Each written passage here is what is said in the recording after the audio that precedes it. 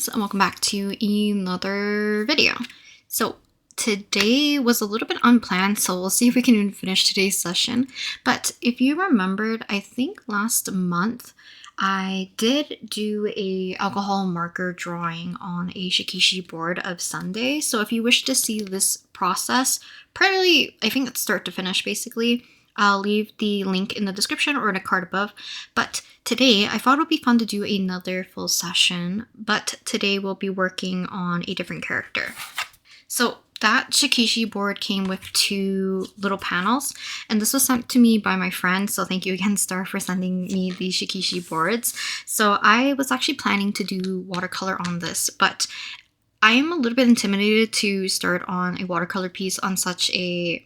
It's not like a super large scale, but I'm not even sure how well it's going to react on this paper. So technically, I actually bought a smaller version, which we're going to test in the future. And if I like what it looks like on here, I'll buy some larger boards when I want to do some larger pieces, but we'll do testing on these smaller ones in a different video. So for now, let's go ahead and get to our drawing portion for this. So kind of like similar steps to the Sunday video.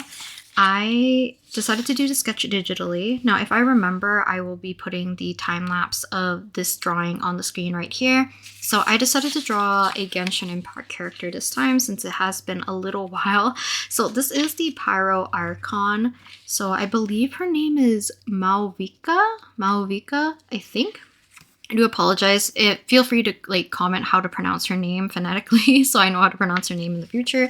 But I kind of wanted to draw her today, one, because I think she's a very cool kind of character that I don't really draw as much, as well as she has a lot of orangey red in her color palette, and I don't use that too often, especially traditionally. So let's go ahead and get our our printed sketch. Oh, I forgot again. I was supposed to lighten up the sketch, but I didn't. I will constantly forget to do that. So I highly recommend, if you are working in a digital art program, change your sketch to be a different color before printing it so that you can transfer it more easier than how I'm going to do it. So let's go ahead and trim this down, and then we'll tape it and kind of Frankenstein it together to be the correct size for our Shikishi board. And we will prep it for actual transferring it to the Shikishi board, because this is opaque, I am not able to use my light pad to transfer the lines, so we're going to do it the old-fashioned way by making a makeshift carbon paper. So the first thing I'm going to do is actually cut this down. So I'm using a paper trimmer, and we are going to tile this, so I need to cut off a portion that allows me to have basically this top portion connected to this bottom portion to hopefully make the same size as my Shikishi board if I printed this correctly. So what I'm going to do is chop off a good chunk of this.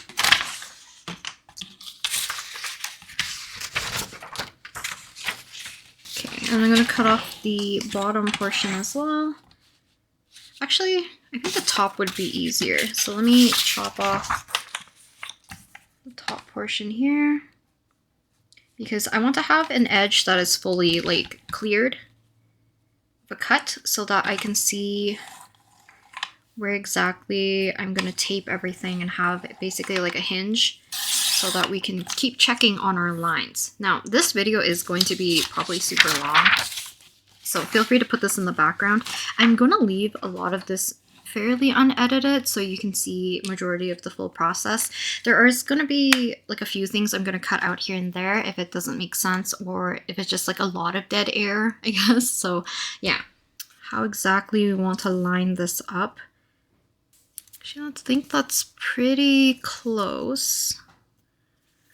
Now when placing the tape, I'm going to make sure to place it on places that don't have any of the lines that need to be transferred, just because it makes it a little bit harder for myself to press down with a pen to transfer the graphite. Okay, then let's put some smaller ones on the back. So we are going to be transferring the sketch, but we are also going to have to do line art, because I am going to be working with alcohol markers again, and I like to do line art with the Magicfly markers, which are water-based markers, and I find that they work the best in terms of making softer lines, as well as just having lines that won't smudge when I work with the alcohol markers.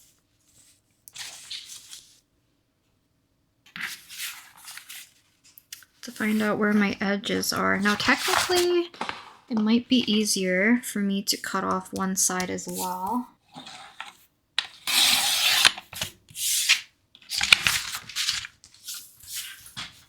So I think it's pretty accurate. Now I forgot to take in consideration the little gold trim or the border. So part of it will be kind of like slightly cut off so that we can lift up to check whether or not our pencil is fully transferring.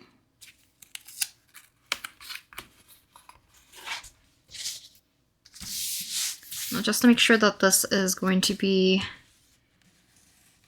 kind of like aligned, I'm just going to drag my thumb across to see where my lines start and stop. Now I can see that there's parts of right here that aren't reaching the very bottom, and it's like a little bit off right at the bottom, which is okay. So scribble on the back here, and you can kind of see where my lines are. So I'm going to be a little bit more particular where I'm scribbling, but this is going to make up our carbon paper portion. So let me go ahead and do this. Now, this will make it a little bit easier for me to also just like see my lines as well, because they will be in red. Actually, now that I'm thinking about it, I probably want to do her line art with a reddish color so that we can kind of blend in everything.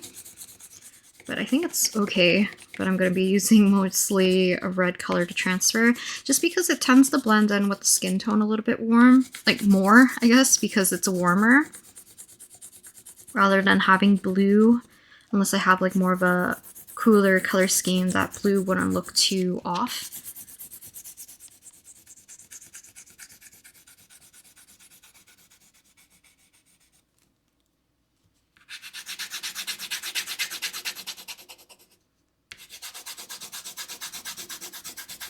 Now, if you're unsure about where to place all of your little shading or whatever you want, you can just put it on the entirety of the back.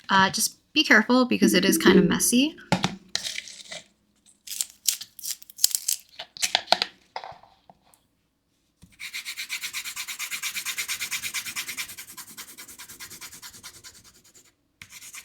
I hope I can do her justice in terms of the coloring. This is going to be the first time I've ever drawn her.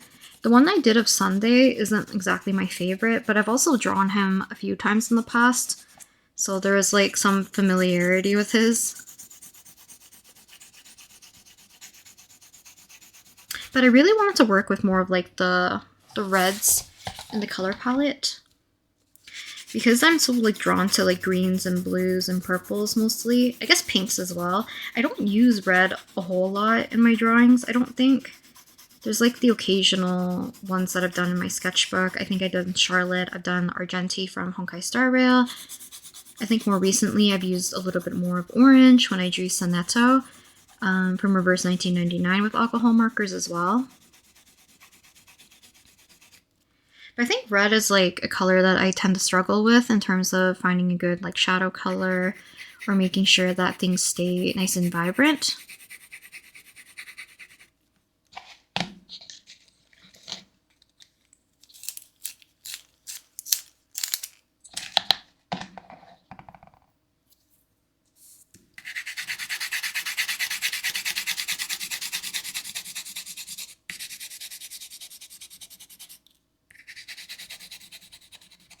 So this is where the paper is overlapping. So hopefully it won't be too much of an issue. Usually I would cut the paper to be a little bit more accurate to where they are split so that we don't have too much overhang. But I don't think it'll be too much of an issue, hopefully.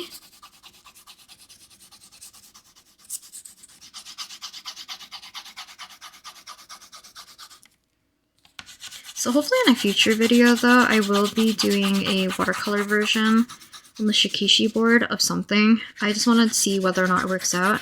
And if it does, I want to kind of make like little gifts for some of my friends.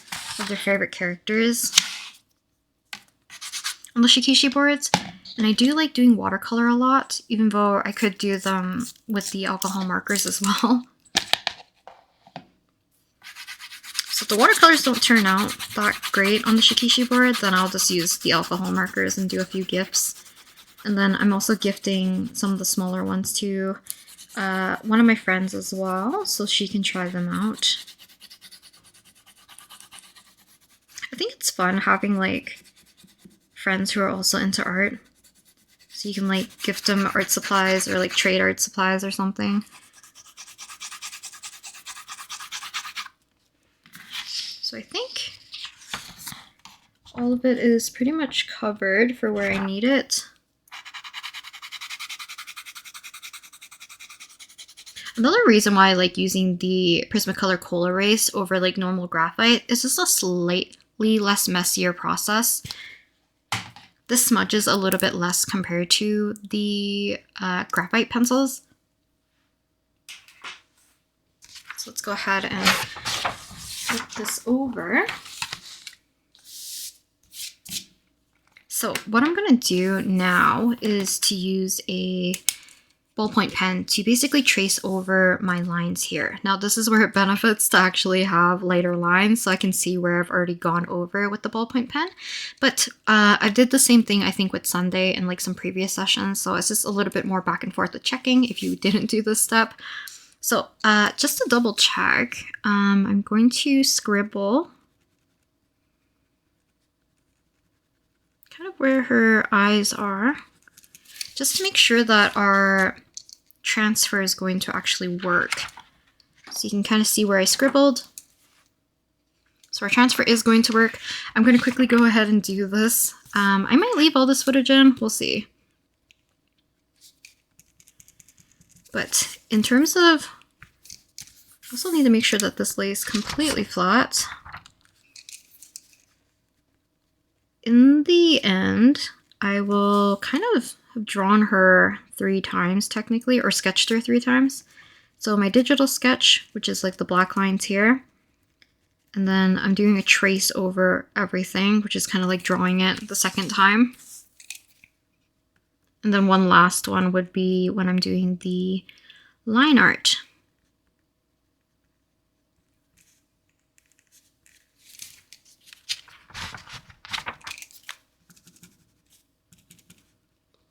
In terms of songs that I'm listening to, because when I do real-time talking videos, which I don't do too often because I find it a little hard to concentrate sometimes, so I like putting like things in the background to listen to, like streams or videos, but I can't talk if someone else is talking, so I am putting on 17's, I think it's called Shokigen. It's like their new Japanese song or single. I really like it. Especially like their more recent Japanese songs. It's been very like warm feeling. So it's kind of like up my alley in terms of type of genre that I tend to listen to.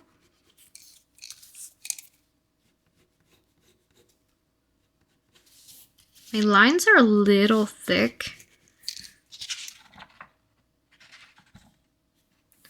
But I think it'll be okay. You can kind of see a little bit of some areas where it's not transferring the best. Part of it's because like the way how I'm applying it, but also where the overlap of our paper is kind of prevents it from having a super great transfer, which isn't too bad. I just need to have like an okay indication of where I'm placing things because we're going to have to do line art anyways, and I do become a little bit more particular when it becomes like time to do line art, since it's like one of the steps I tend to struggle with.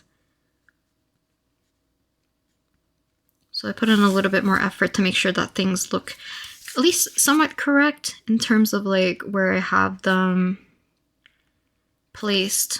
So even if I did my sketch like very vaguely, I'll try my best to put majority of the detail during the line arting phase.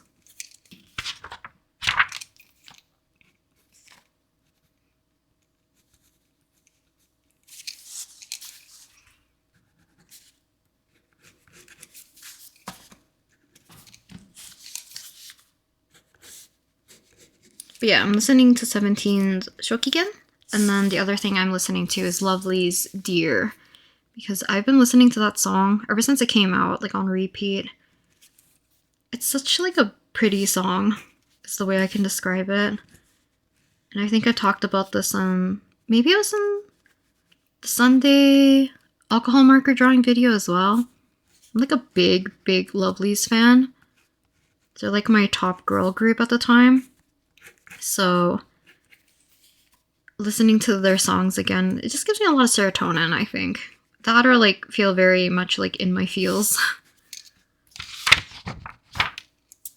Also, when transferring my lines, I am putting a fair amount of pressure down to make sure that I'm allowing the ballpoint pen to have enough pressure to transfer my pencil scribbles to the Shikishi board. But I don't want to press so hard that I am, one, making my lines look super stiff, but two, I don't want the paper to be dented heavily.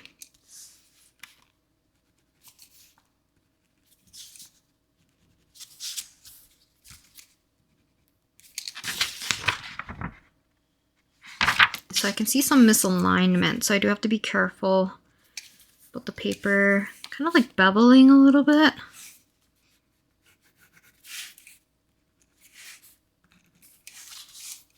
I was talking to the same friend who sent me the Shikishi board, whether or not I'm going to apply to Anime North. Because if you don't know, I'm from the western side of Canada, and Anime North is closer to like the eastern side. And I haven't technically done an out-of-province convention before. I don't even know if I'm going to get in, but I am going to see if I can apply.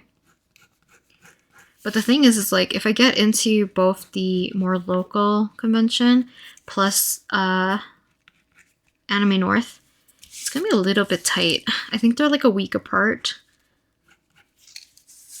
So I don't know if it's going to be good for me, like stress-wise. Because I think I have like peak anxiety. One, during my time in school. But two, convention prep. I told my friend like the other time when I did convention prep for like a K-pop kind of anime-ish kind of market, I had like a full down breakdown. A full breakdown. Existential crisis kind of thing. It was like the night before. And I just sat like on the floor, like the dining room floor in the middle of the night at 3 a.m. And I'm like, yep, I'm not going. Like, I'm just not gonna show up. And I did that for like half an hour, just sitting there in the dark. And convinced myself to just like suck it up. Which is good, because that market was very fun. And it was like more time for me to hang out with one of my best friends, so that is always a plus.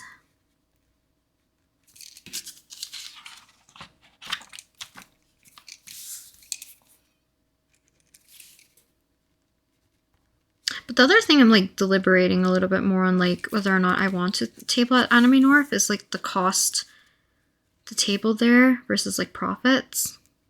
Because traveling across the country for a convention is going to be a lot more pricier than doing like obviously a local convention where I don't have to worry about like housing. Usually like food as well. But the other one's like accommodation, like living accommodations, as well as like traveling. And I'm like, do I have to bring 4 suitcases? I'm getting a little bit of ahead of myself. Because the applications haven't even opened yet I'm worried about this. We'll see how it happens. Sometimes I just need my friend to like really convince me. That's the one thing I love about my friends. My 2 closest friends. They're like my best hype men. If I'm ever like, oh, I don't know if I want to do this, I don't think it'll be worth it, they'll convince me otherwise and say like it's a good opportunity, or it could be just like fun to have that experience. I think it's just nice because they're not in the artist sphere technically, so they have a outsider perspective to kind of give me more insight and less anxiety.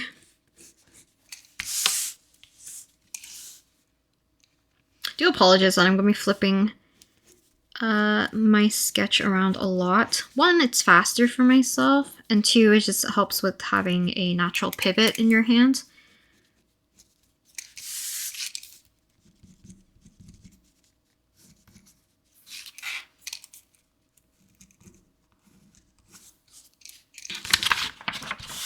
So this is kind of where we're at. She kind of looks like... Ooh, I don't remember who is who. So I think there's like a cartoon called Panty and Stocking. It's the blonde one. Right now she kind of looks like her.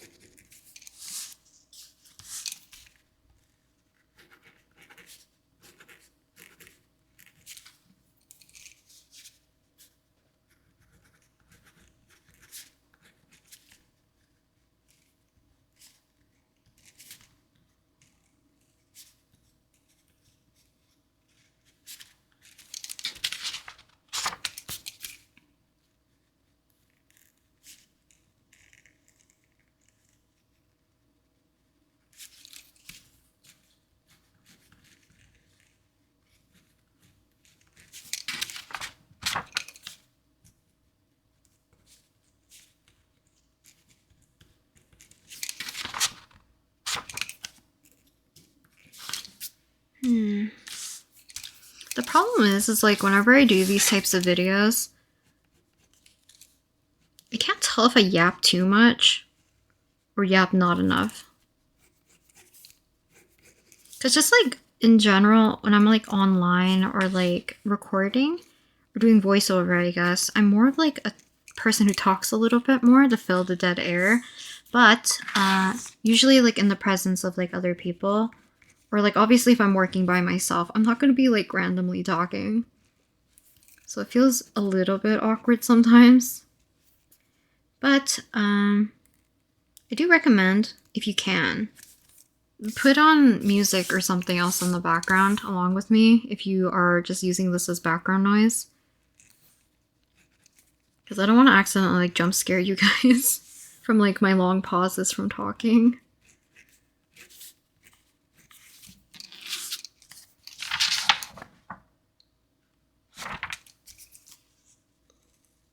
So I might have the same issue as when I was doing the one for Sonetto, where there were some parts of her hair that was a little bit hard to interpret for myself. And part of it's because like the way that I'm doing my sketch alongside when I'm going to be doing my line art might not be as clear. So we'll see how this goes for the most part.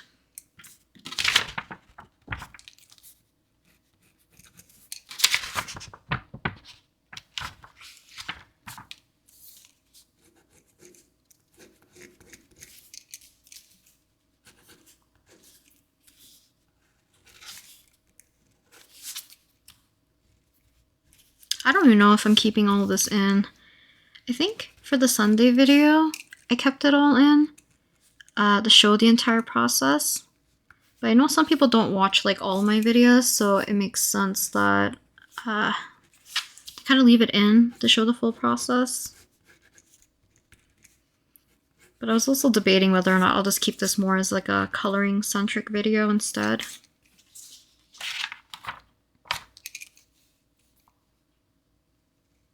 Because in that case, I didn't need to do this portion on video and I could have did it at my own pace.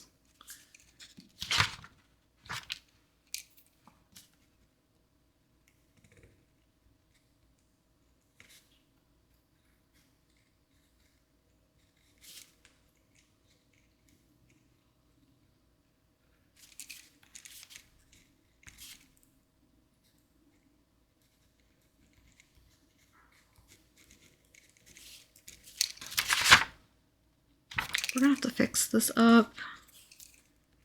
I think it's because I can't see my lines. I can't really tell how I'm supposed to have the object appear 3D.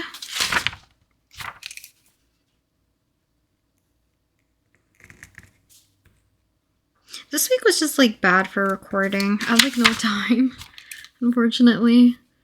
Spending a lot of time with family recently. Low-key driving me up the wall though.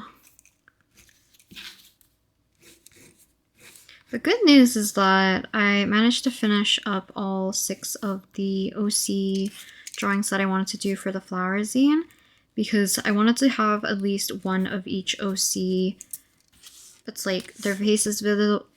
I guess like their face is visible alongside with their kind of like more associated flower with them. But I'm still planning on drawing a lot more illustrations with them. I just don't want to make too many ones of like one person and then that character or OC doesn't have any illustrations of them. So at least for now I have one of each, which I think is at least good because I think I like all of them so far. I think Sato's might be my favorite.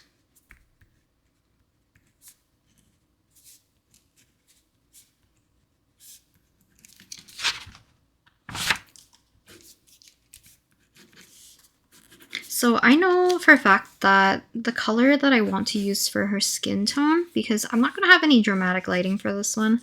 It would have been nice to do, but I did not plan it, so I don't want to wing it because I know it's going to end very badly.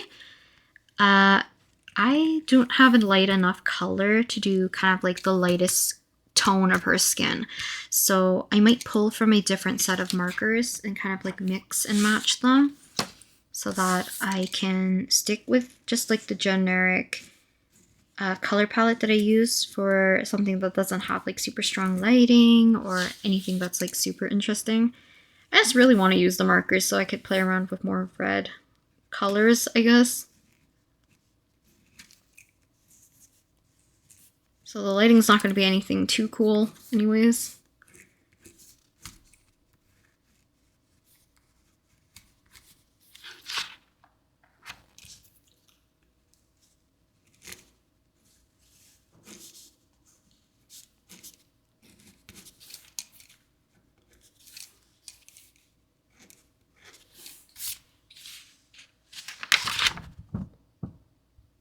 So I believe this might be everything. I'm gonna have to interpret some stuff in here anyway, so we'll pull up a reference of her so that I can see it a little bit properly. But this is kind of what the transfer kind of looks like. I'll do a close-up for you guys. There is some like areas that looks a little bit more mist or like smudged a bit more. But for the most part, I think the line work can be the next step that we can work on.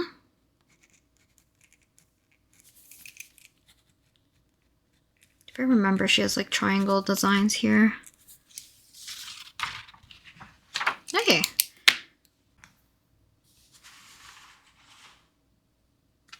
So hopefully this is visible. There's like a little bit of smudging here. There you can see where the band where the paper overlapped is. It's kind of like a lighter transfer compared to the rest.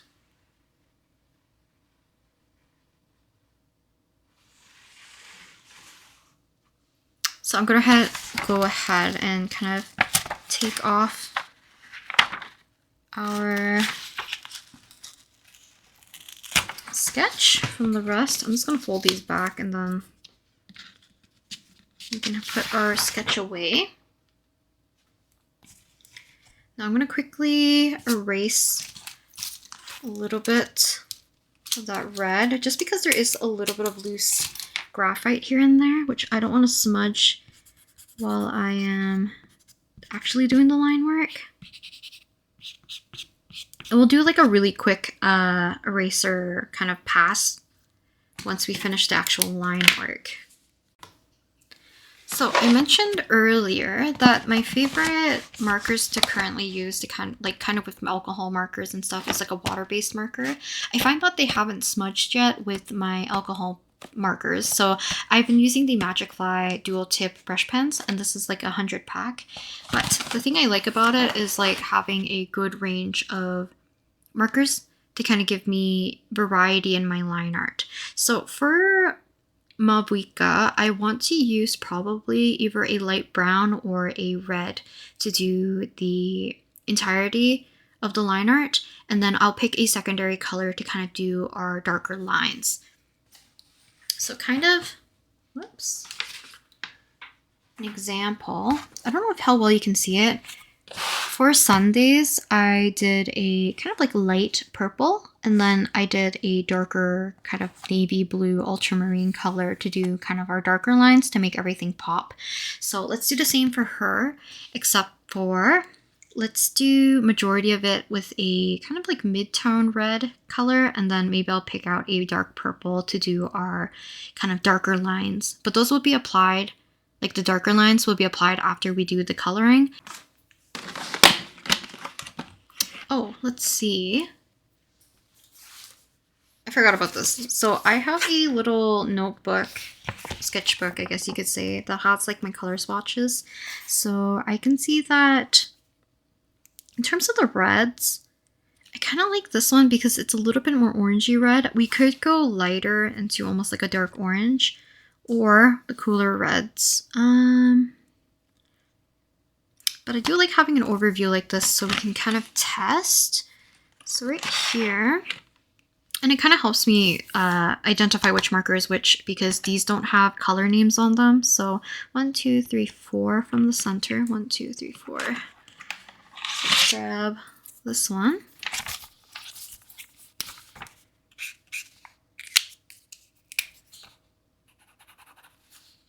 Pretty sure this is what we're going to stick with. I don't think I want to go too light, maybe, unless I really want to blend the lighter line art in, because we could go this one, so third for last one.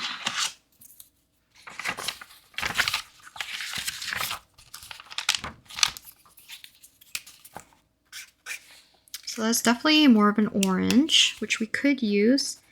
I think I did orange for Sonetto. I feel like orange will be too light, maybe. Actually, it might be okay. Yeah, maybe I'll do the lighter, kind of like orangey reddish color. So we can pick out a darker color. I do like this one too. And obviously purple. So I might have to do a combination of mixing some of the colors to get my darkest color that I want. Unless I do this and do purple, which have the highest contrast. Actually, yeah, let's do that. Maybe I will pick like the mid-tone red for our line art so that we don't have to fuss too much with switching colors later on.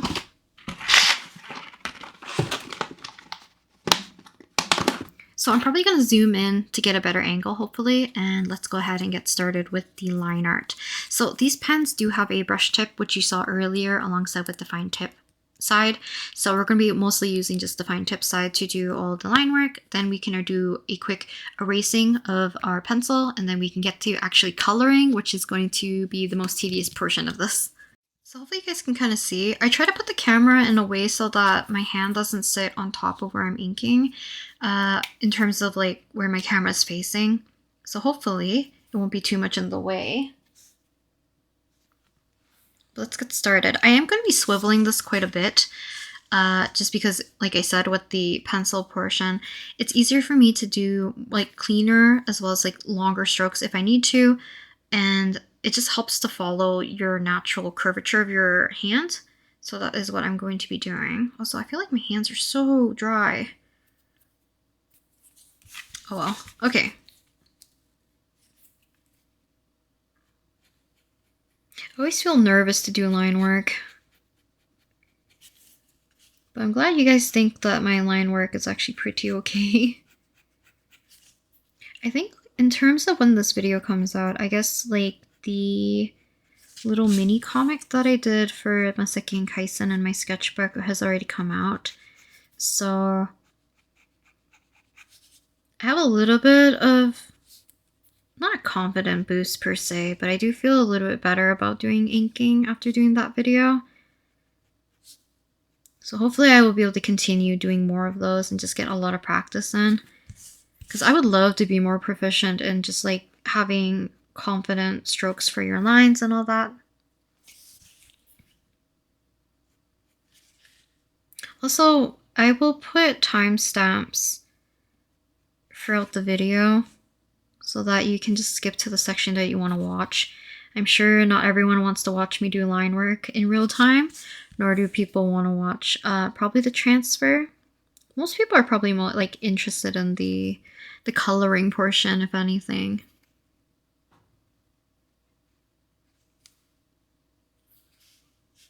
So I want to be a little bit careful about where I'm going to be placing some of these areas. I might just bring out my palette color Eno, because the portion that I technically have sketched out in her eye is supposed to be fairly light. So I don't want like a harsh indication, but I don't want to accidentally miss it entirely either when I'm doing the coloring. So I need to put a little bit of an indication so that it doesn't like fully disappear. I'll do that for this eye actually has it pretty prominent, so it might be okay. But the fun thing with doing like kind of colored line work in this way, especially using a color that's like on the lighter side, I can kind of layer up the alcohol markers on top of like her eye line, and it will change appropriately to what I need it to be. So like I can darken up these thicker areas of lines a little easier that way.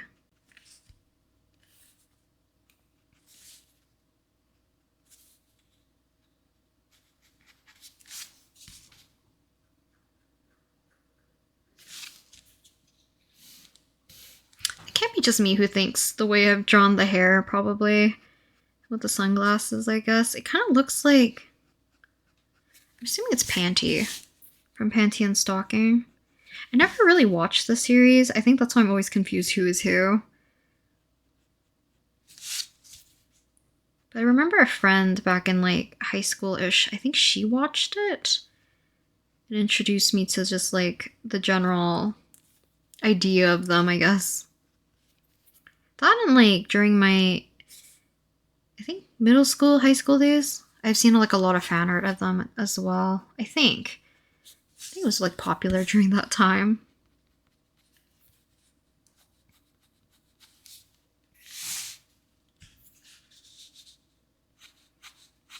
So apologies if I go out of frame a lot. When I'm doing a little bit more concentrating, I won't look back near like where my viewfinder or like my computer is to make sure that I'm still in frame.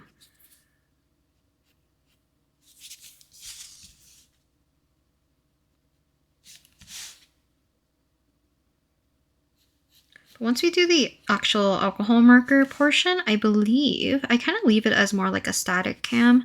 So it'll be kind of like an overview of everything so that you can kind of see me working on each individual area overall.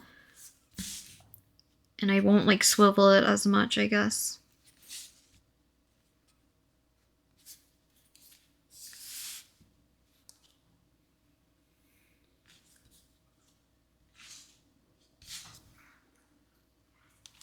So try to do more things that are in the foreground first.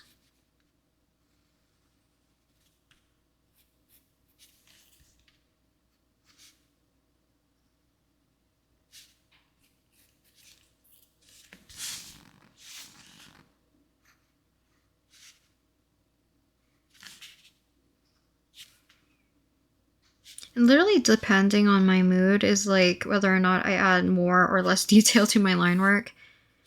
Because there's often times I really make things look super simplified, and then sometimes I'm like, oh, I'll add thickness to things so that they don't look so flat.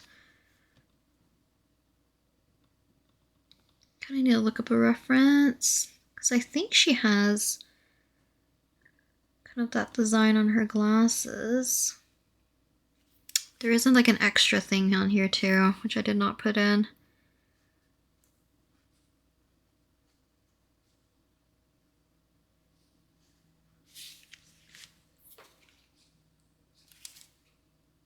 I guess there is like a border all the way on it.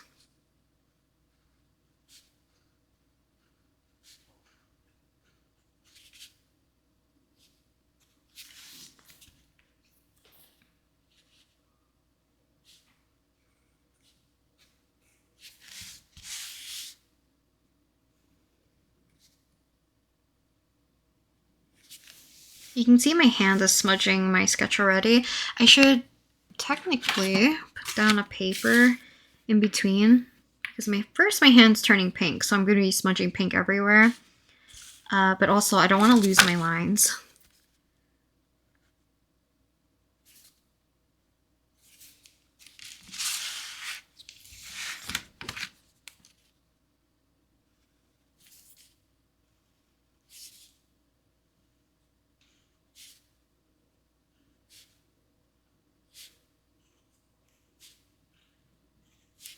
I might talk the least during this phase.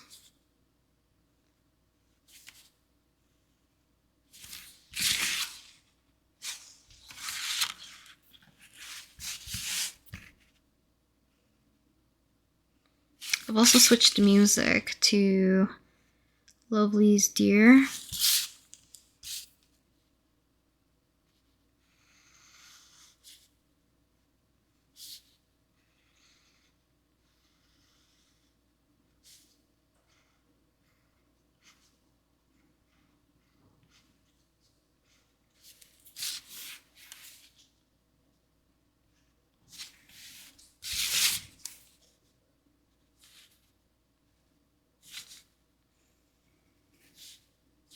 Ooh. This is why I have to practice line art a little bit more. I'm not confident with doing some of these longer lines.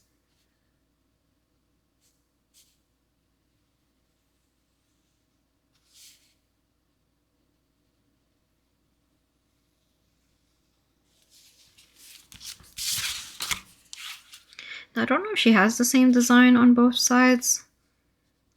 So I'm just gonna do one with that little pentagon looking thing. Oh, I kind of want to listen to Pentagon. It's been a while.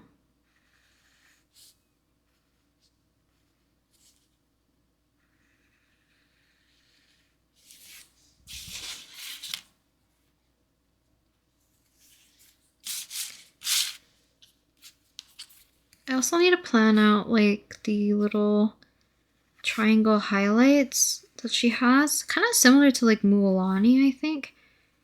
That has like a triangle one. I don't remember if Kachina has one.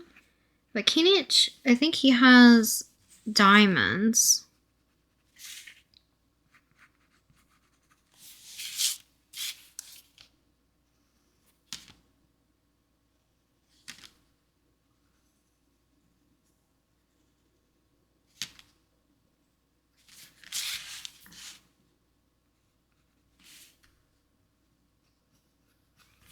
So some of these areas I will still add my little line width variation, or line weight variation, I guess, to some areas, but they won't show up as much until we do our darker line work. So I'm not going to focus on it too much unless I want to give myself kind of an easier time later, because I can just follow what I've already done, but it's also a little bit redundant.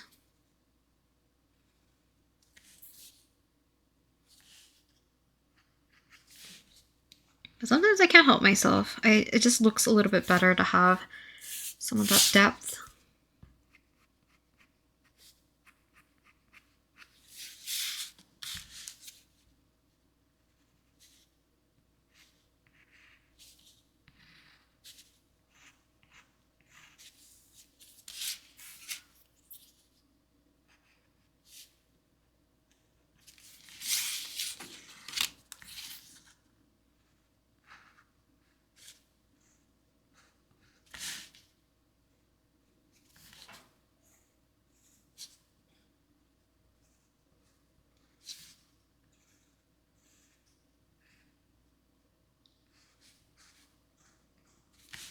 This is what happens when I don't follow my sketch.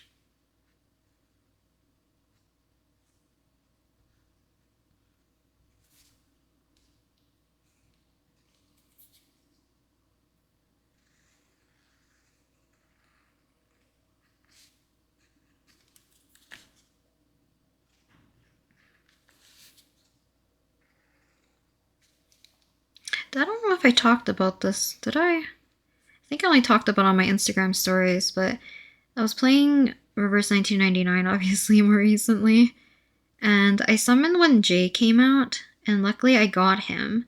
But even better is that I got spooked earlier, so there's another 6-star character that came before I got Jay, and it happens to be Ezra, which is like one of the characters I really wanted. He's so dang cute. Like, I actually can't. Let's protect. Gives me a little bit of like Femine vibes in terms of like aesthetics. The other one I really want is obviously Marcus as well, which I think I talked about in a previous video. So the more I summon, the more chances I'll get to get some of the characters that are on like the general banner, which I don't remember if Marcus is. I want to say that she isn't. But I got lucky that I got Ezra. It's the little mushroom boy.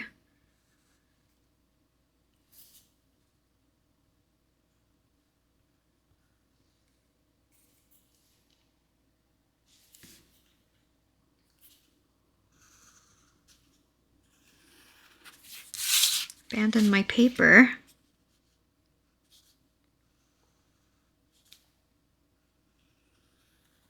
So some of these areas will be darker, but luckily, for some reason, the alcohol markers alongside with these water-based markers, it almost leaves like a little bit of a, not like a sheen per se, but I can see the difference between, like, pretend I picked a color exactly the same as this marker, but like as an alcohol marker, I can still see my water-based marker lines.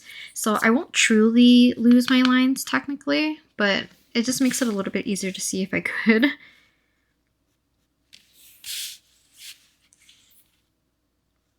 But because of that, even if I have darker colors, I won't exactly be like 100% lost.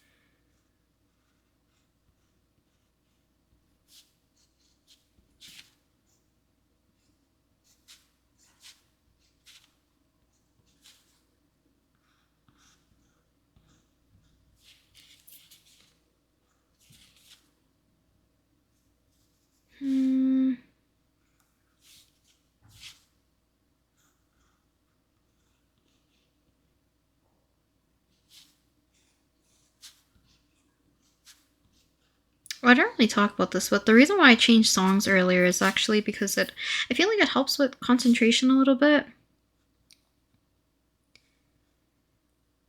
Because my mood can be easily swayed by music, I feel like. I remember back in like uni, I had like probably the worst day for some reason. Like everything just went wrong. I think I did poorly on a art history exam. I smashed my iPod by accident, like the screen of it. I think something else did not work out. But it got to the point where like some classmates could visibly tell that there was something wrong. And I'm pretty like, I think stoic, or no, actually, I think I look stoic, but I don't. Apparently a lot of people think I have like a resting sad face.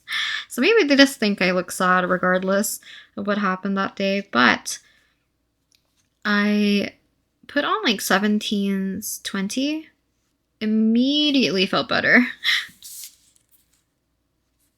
That or like 17's Pretty You. But I think at that time, Pretty You wasn't out. So it was definitely just me listening to 20. How much did I do, like, off screen? Oops.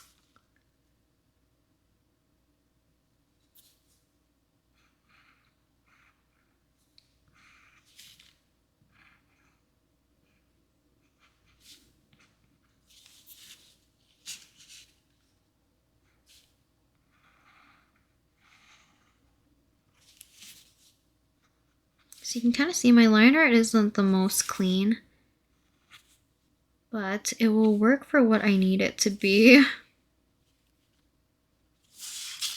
Also made her wrist a little bit thicker because it looks like it's gonna snap otherwise.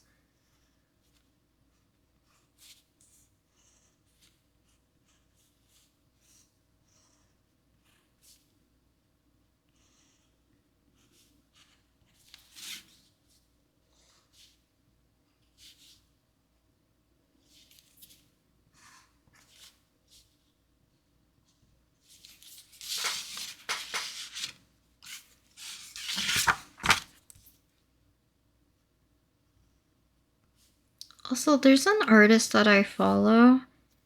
I believe I do actually. I actually don't remember their handle, which is kind of throwing me for a loop right now because I see their stuff on my Instagram, I believe, as well as like on my Twitter and on like my YouTube homepage.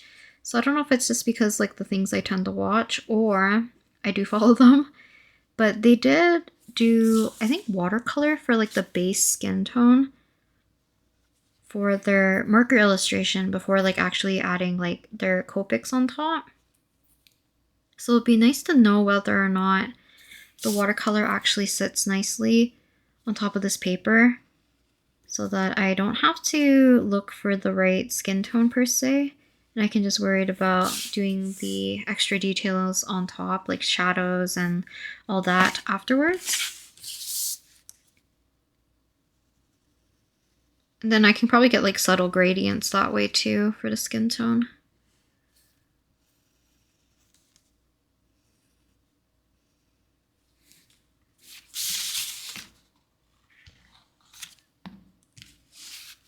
I don't even know how long this is going to take me. I'm assuming it's going to take me like three and a half hours maybe. Which I feel like I didn't give myself enough time.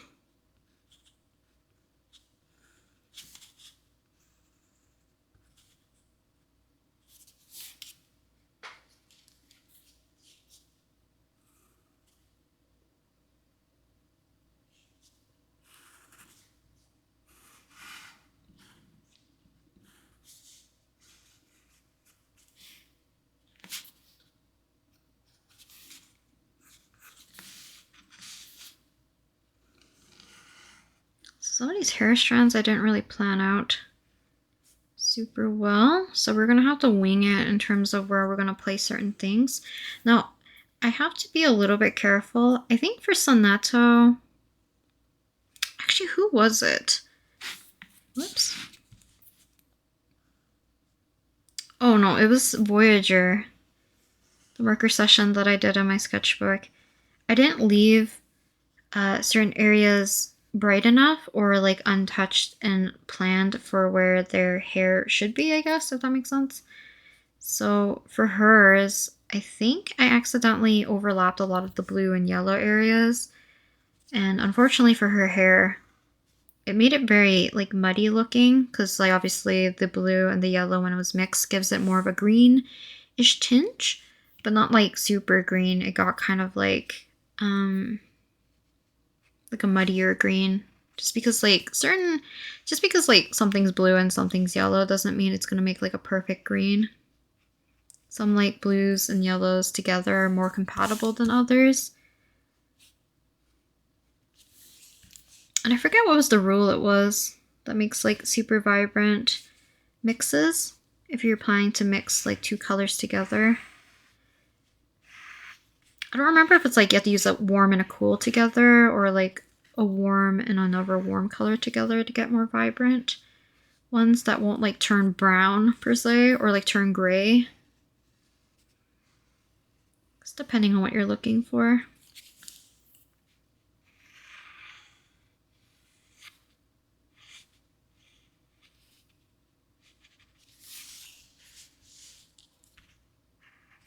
Oh, I pressed a little hard on there. I can see the indent.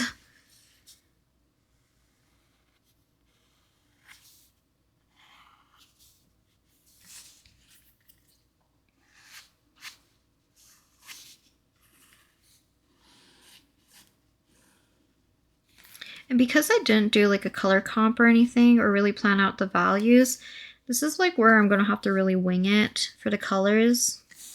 So I do have to be a little bit careful. I tend to do like a pretty, much like a standard for my lighting if I don't have anything planned. So I would pick the upper left or the upper right. But upper left tends to be my automatic default. So we might stick with that. We'll have to check. Because I want to look at like the hair shapes a little bit more to see what I prefer to put our highlights. Because where our highlights are going to be like the strongest is where I'm going to have the light coming from. So it makes a little bit more sense.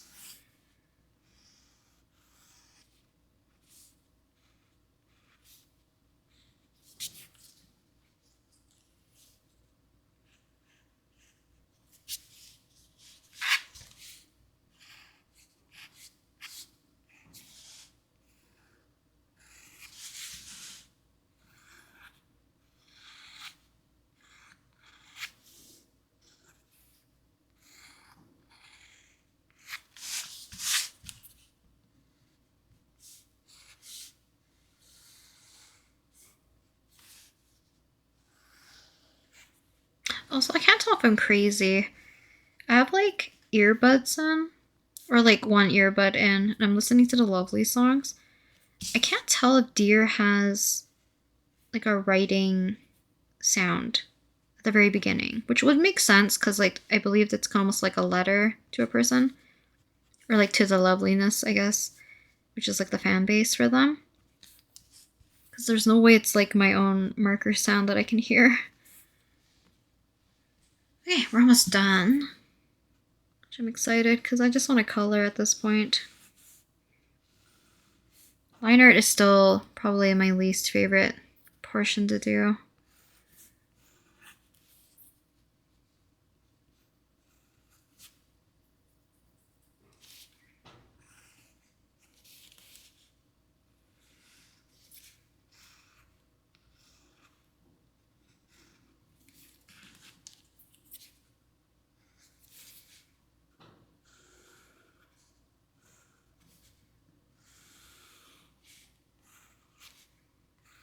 Also, I booked tickets for me and my friends to go see the, I think it's the Stardew Valley concert next year.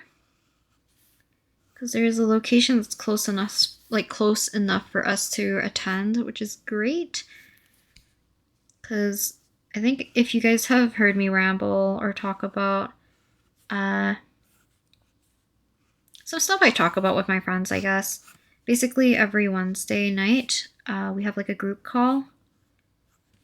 And if we all have time and we're not like doing like overtime or something like that, or like as long as not everyone's like super tired or has to sleep early or something, and if time permits, we will play Stardew Valley all together, which I think is always super duper fun. But because me and my friend got our third friend really into it, she's like super down to go to a symphony concert for Stardew Valley, which is awesome. I'm super excited to go see it with them. But it's like not until like another year. I believe it's like November of next year or September of next year. One or the other.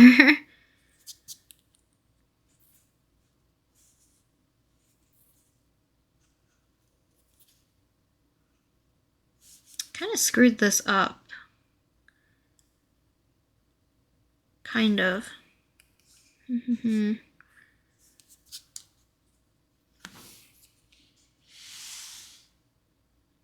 Yeah, so let me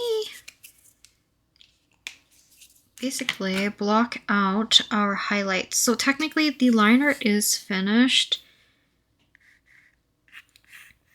So I wanted to block out her hair highlights, which I also forgot because I was gonna do like actual lighting for the hair and not just like this triangle pattern that goes across, which I still really like as the design.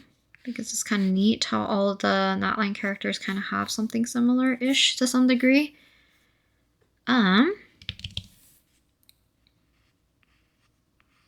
So maybe we don't have to do any like harsh lighting or anything like that for the hair in that sense. We'll just give like general lighting so that we have actually like a shape for the hair. But I think the liner is finished. I didn't do as much like line width variation for some of the areas here, so I will do that probably with the darker purple pen that we'll use for after we finish coloring everything. So let's take our eraser and kind of erase all of our lines, and then we can get to actually planning out our colors, and we'll start off with the skin probably. So line art is finished. Let's go ahead and grab our kneaded eraser, and I'm gonna kind of be a little bit careful because there are some areas that I did with the palette color Eno, obviously, which you probably saw me place like every so often.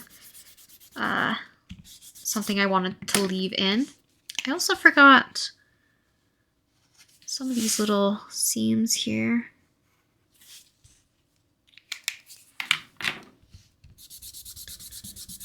So I want to concentrate a lot more of the erasing of areas that tend to be a little bit on the lighter side.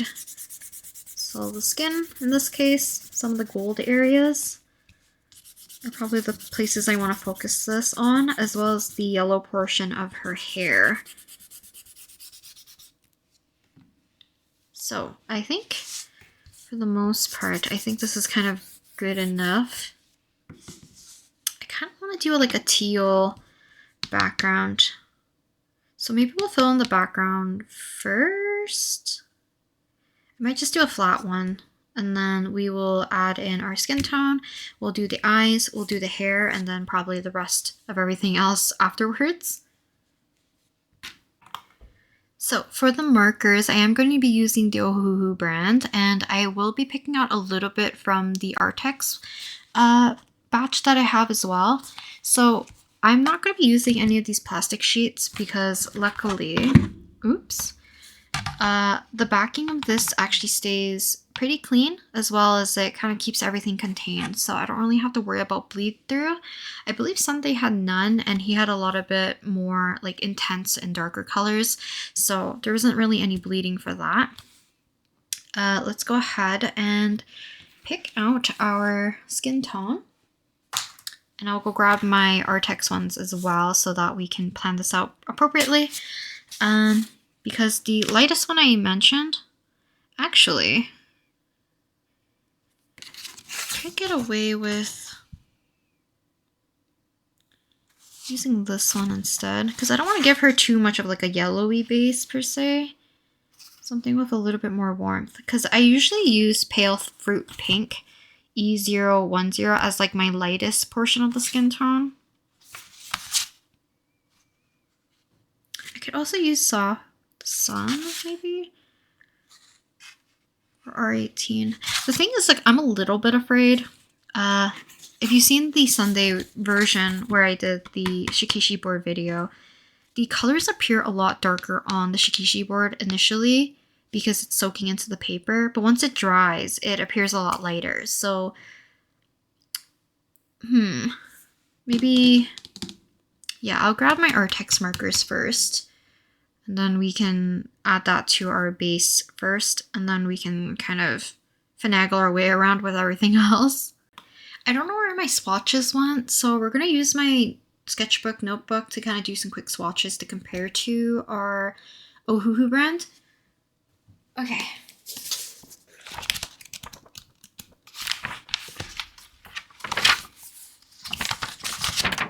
Let's see. I guess we can use this page. I will add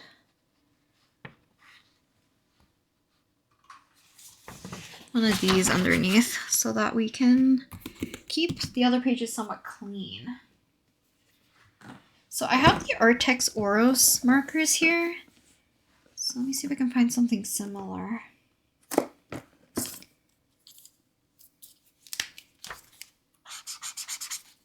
It's pretty light. I just need something for kind of like a base color. This one's more peachy colored, which would be nice. Something a little bit more yellowy.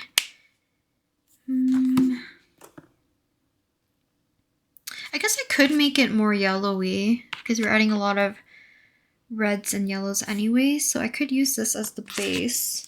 So I think that's the one that's going to work the best. And then for our shadows and shading, let's see, we can use powder pink R20. Now this portion is going to be super boring. I'm going to be pre-choosing a lot of my colors first before we can even start coloring. So we're going to use R20. We can use R21.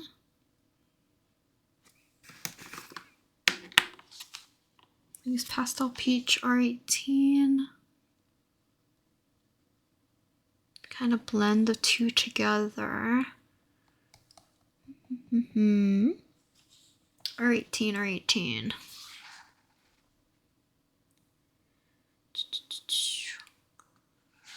I hate looking for the colors here.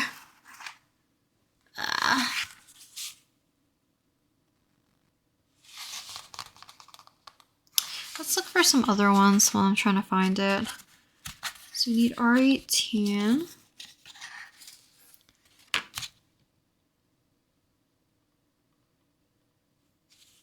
So for her eye color, let's see. I think I have a close-up of her face somewhere. Yeah, we have orange, yellow on the bottom. Okay, so we need a lot of orange and yellow. So yellows is much more on like the cooler side. So we can use summer lemon, even calamansi.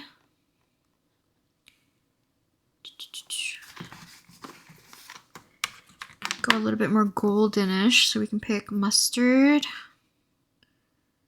or pastel yellow. Let's do nugget and mustard. I'll bring out quince, so Y4. Is it quince? I don't know how I say that. I have no idea. And I need chrome orange. This one. And for her other portion of her hair, so we could go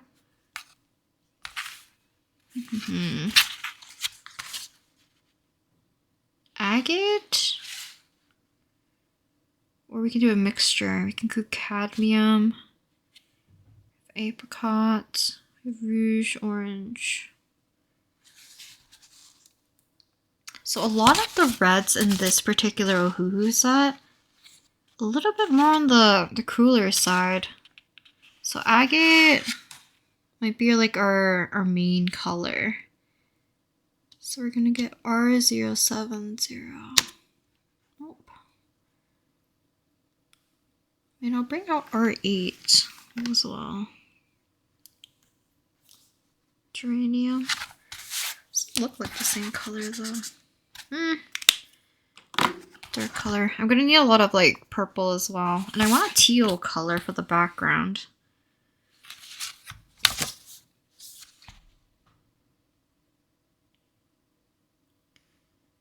We can use, I guess, bright blue? Yeah, I can probably use this one.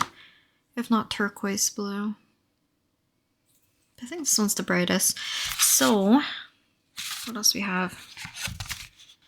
I'm looking for agate. R070.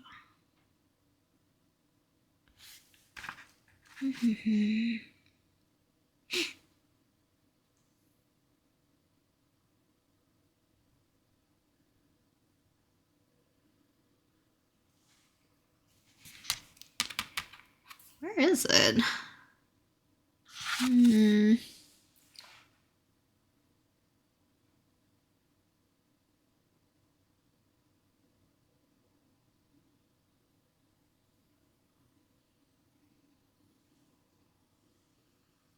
Some of the colors on here, I guess can't tell what they are.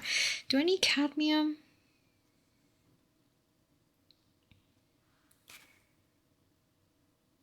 I mean, cadmium's not bad. Now I lost it. That's fun. It's like a very bright one. I'll get a cadmium orange.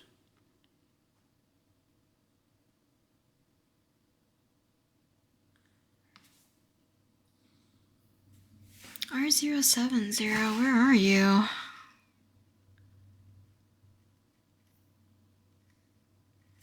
So this one's cadmium red.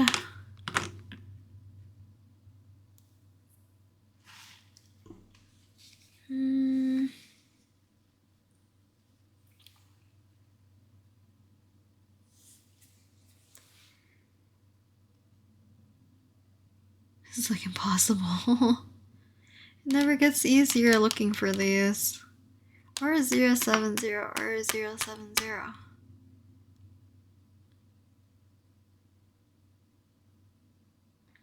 I wish my brother was awake right now. If I wasn't doing this in the middle of the night, I could just like take a picture and be like, hey, do you like I Spy with me?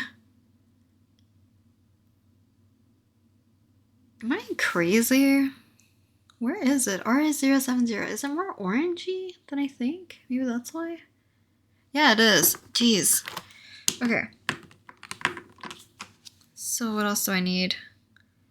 Plenty of yellow. I need something for the gold. So I might need dark yellow. So YR1. Let's see. YR1. Might need something a little bit more green.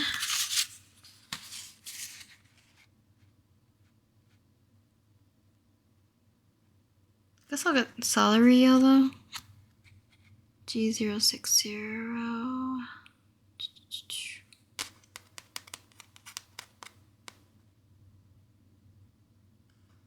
G060.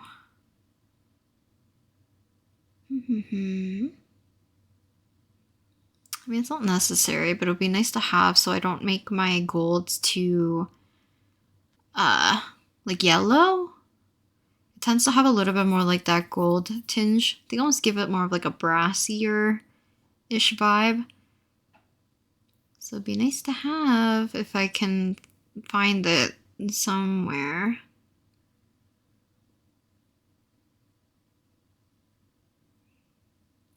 Here it is. Okay.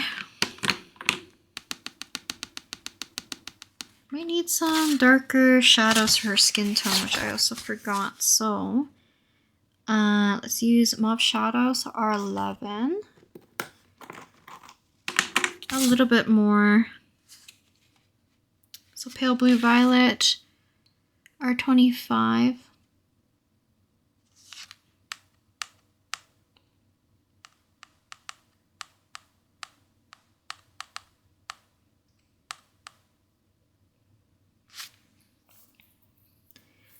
R25.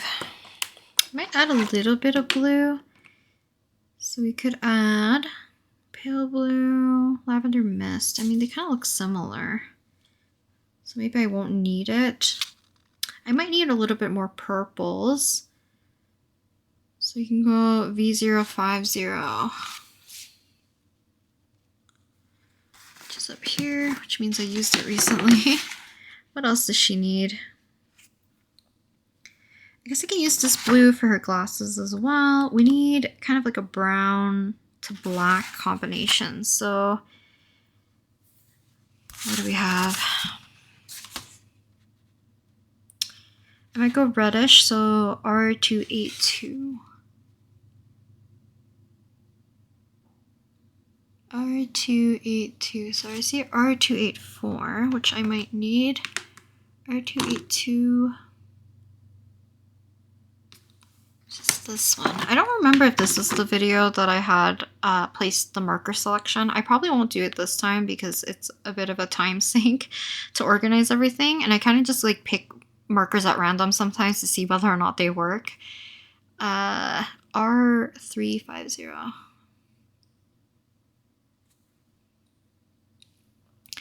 See this one.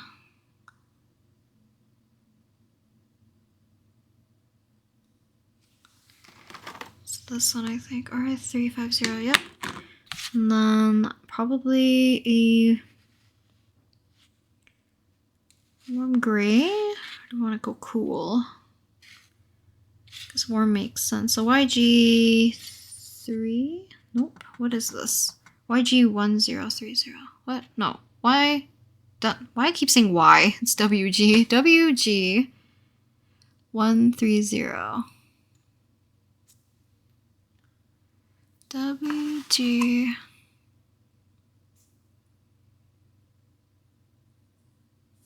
This one? How dark is this?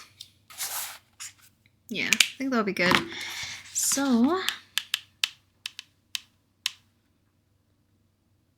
I think we have all the colors we need to kind of start off with. That probably took way too long. So let's go ahead and keep these on the side and we can start to color Mavuika. So the marker selection, it's maybe a little too loud. Kind of looks like this. I'm probably going to pull more colors as I see fit, but for now, let's go move this out of the way. And let's start off with doing like a quick background color first, which is just going to be a very flat color, I think. So I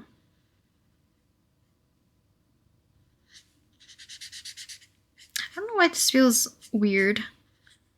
I feel like I'm missing a step, but I do like the contrast between this color and red. So hopefully this isn't too dark. And like I mentioned earlier, it does lighten a bit, but I don't know how much it's going to lighten in general. Because it's been a little bit since I've used the markers on a Shikishi board. I think it's more prominent in like super light colors. So like yellows will look a little bit more muddier, light greens, light blues, all that stuff.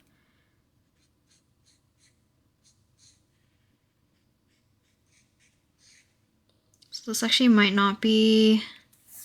Actually, you can kind of see the difference. It's probably not that apparent on camera. But I can kind of see a difference between what it looks like when it's fully dried versus like when it's actually a little bit more wet.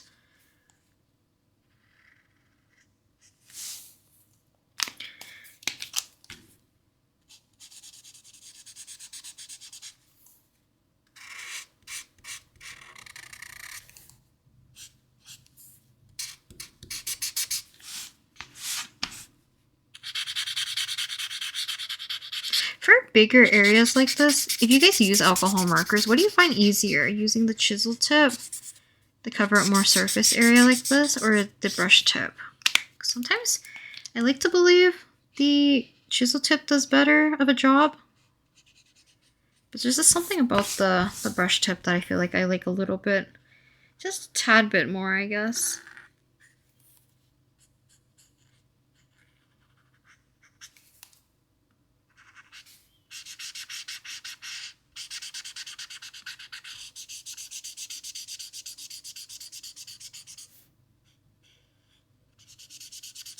So unlike the one I did of Sunday, where I had like a black abyss of a background, this doesn't really stain the kind of gold trim around the Shikishi board, so I don't have to do any cleanup per se until we get to like any darker colors, which we might have in her jacket.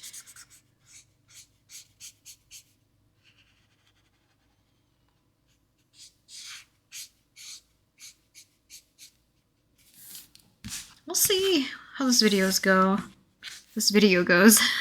If I can talk. I might upload this on Thursday instead. That'll give me more time to edit this down.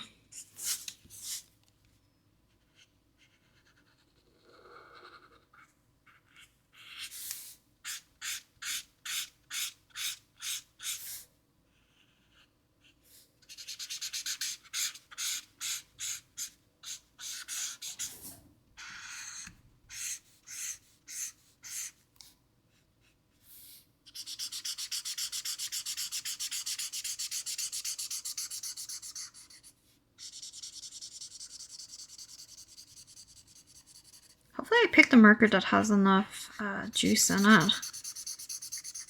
far I think it's going to be okay. I do have to do a little bit of a second pass on some of these areas, but kind of gives it more or less a flat look.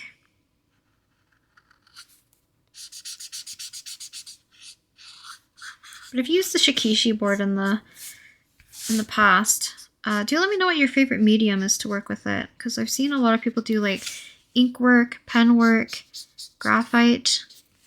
I don't see too many people using watercolors per se, but I've seen some people use it, so I know it's possible. I just don't know how well it handles watercolor.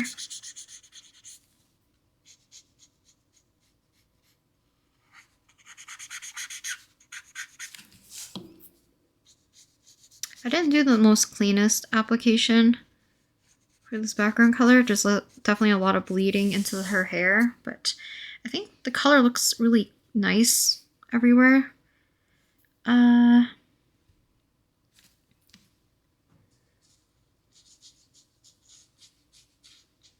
of want more of this color to peep through.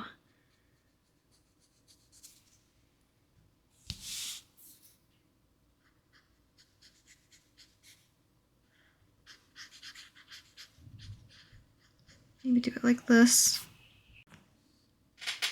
Okay, honestly, I don't know exactly, or don't remember how exactly things blend on here.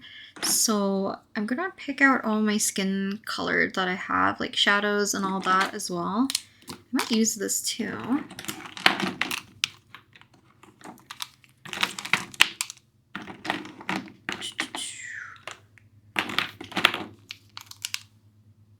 So this is kind of the selection I have. I usually pick something like more of a pale blue, I guess. I could bring this one in. We'll see. But I want to start off with probably our shadow color or like a mid-tone color first. And we'll use our lightest color to kind of blend everything together to make it a little bit more smooth before we add like things like shadows and stuff. So hopefully this works.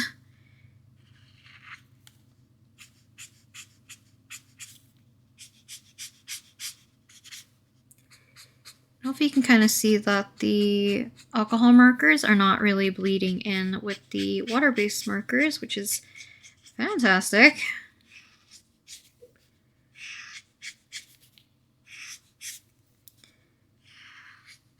So I'm going to bleed in a little bit of that skin tone. I probably should have watched my previous video to see where exactly I'm going to have like issues with some of these portions.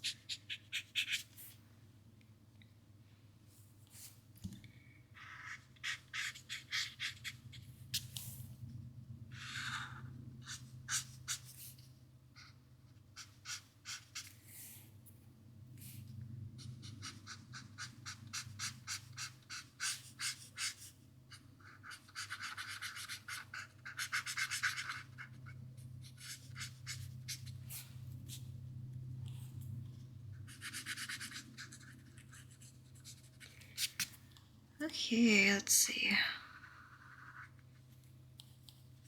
We're going to give her a nice lip color as well, so I'll probably add a little bit more warmth to this.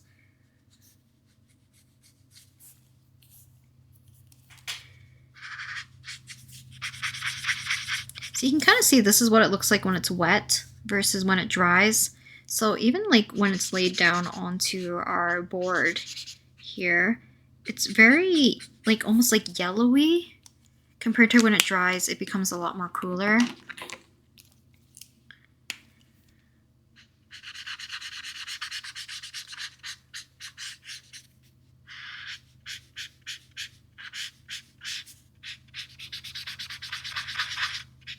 See, this color looks a little bit more muddier, or a little gray compared to the rest.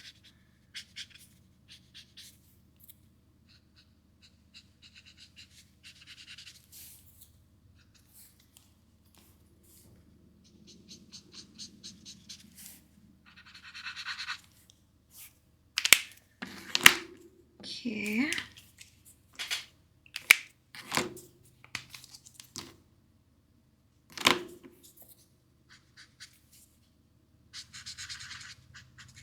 Even this looks just super gray. This is supposed to be my base tone. So basically, it's similar to like when you add alcohol on top of like paper in general.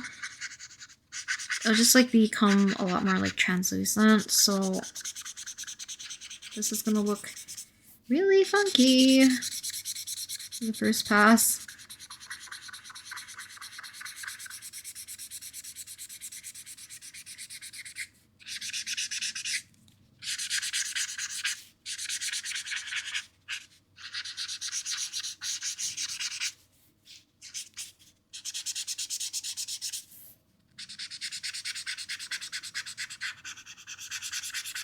She's looking a little gray right now.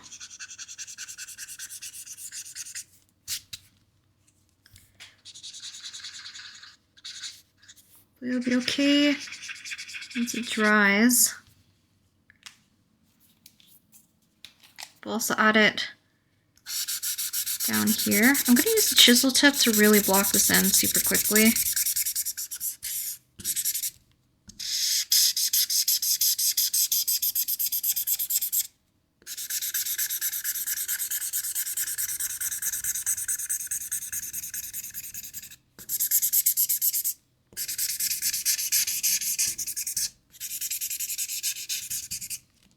Okay. Feeling a little nervous. This dried up nicely, so I can see where it's blended. Other than that, still feels a little weird that it looks so gray. It's slowly lightening up a little bit.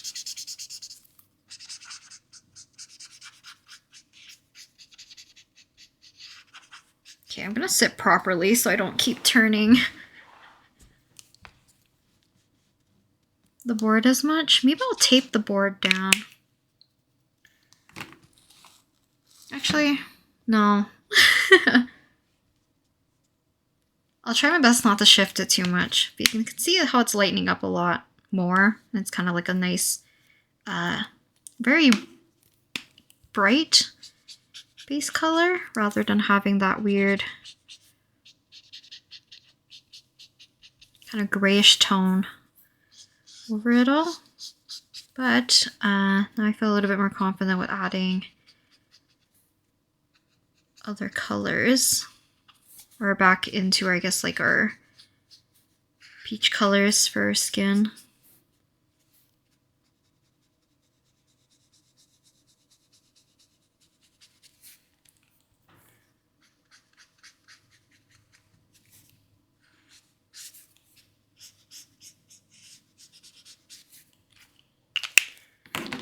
Some shadow.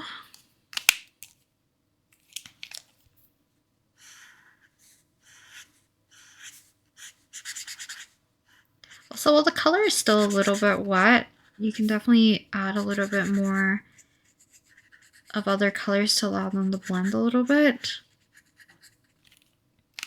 Just be careful of like adding too much, otherwise it will feather into other areas.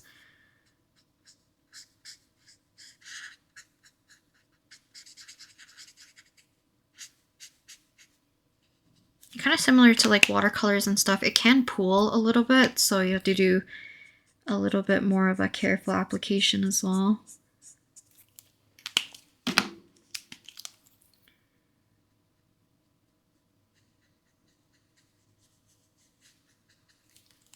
little bit more of that bluish color.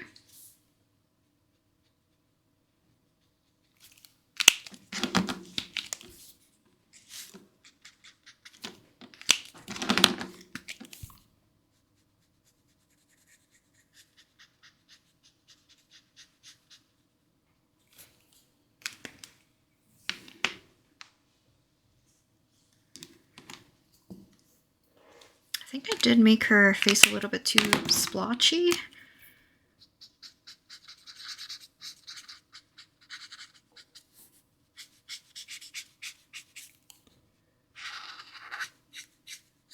That's okay. The shadows will become more prominent after we add more like the softer purples and stuff back in.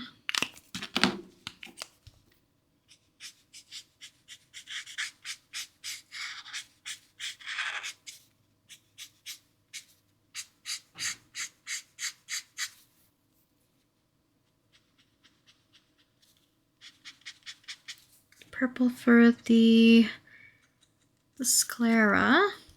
Put a little bit into her teeth as well.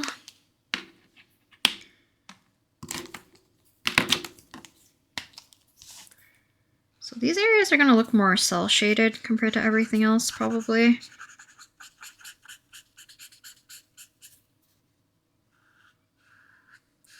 So I really feel a little iffy about the blending.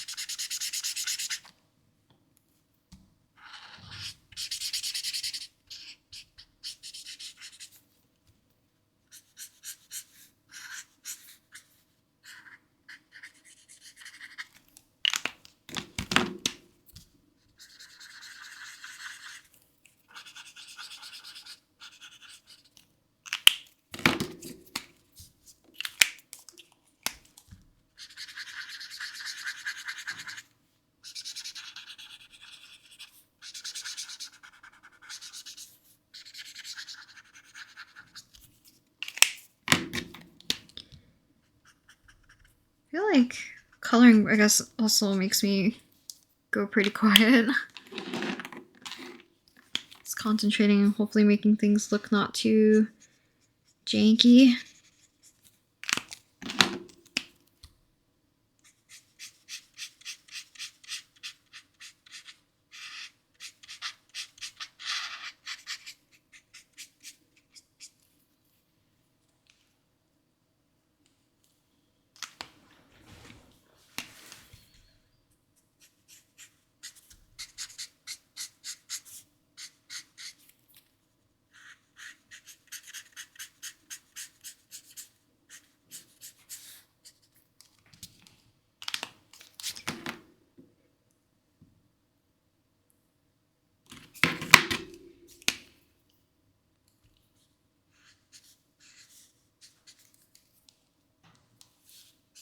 Let's see if I make this more of a larger dip downwards. I feel like also I talk a lot quieter the more I concentrate. I don't know if it's because like I'm facing my entire face like downwards, like looking at the piece.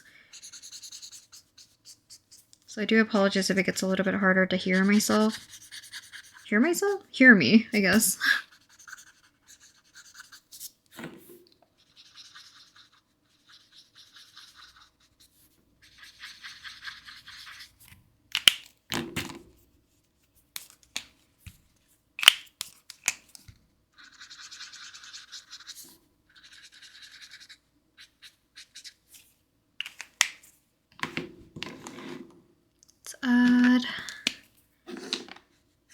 I'm gonna have to get another darker pink to do her lip color, as well as a little bit more intense color around her eyes.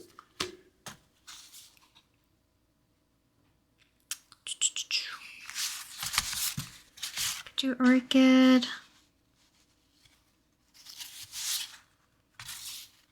Shadow pink. This might work. Throw out a little bit of purple around it, maybe.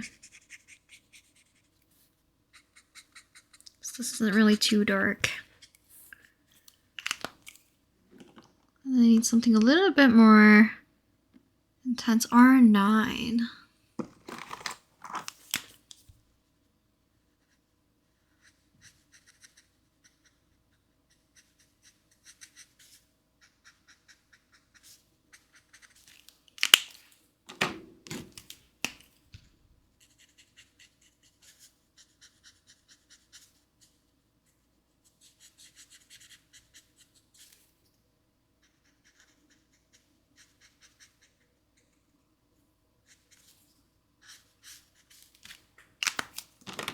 Add this around her eyes as well. I'm gonna take a good quick look at Sunday, because I actually don't know if his skin tone was this kind of like splotchy, but I think his had more of a different lighting on his face. So who knows?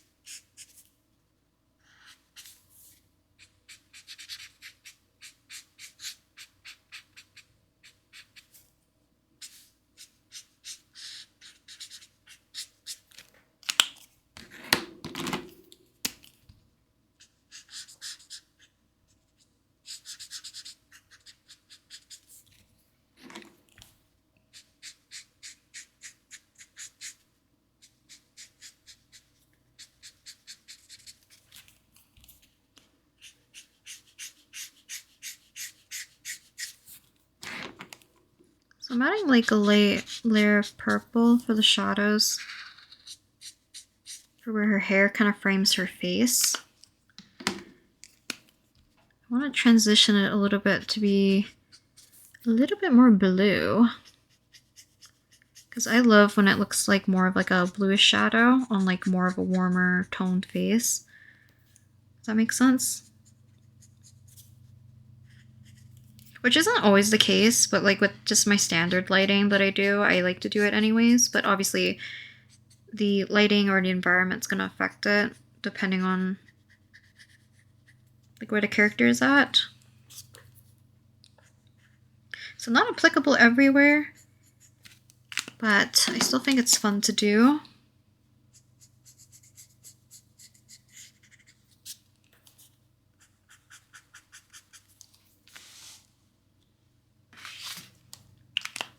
Okay, let's add a little bit of her eyes. So I'm gonna pick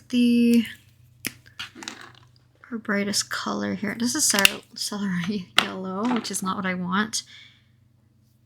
So I still need my little color comp here. Calamansi, which I think is this color. Can I keep this at the bottom, as well as the little, what do we call it, a boom in her eye.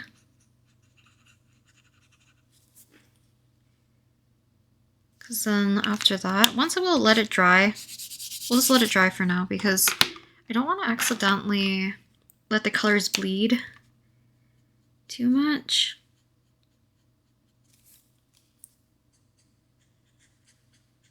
Adding this turquoise in a little bit in some areas.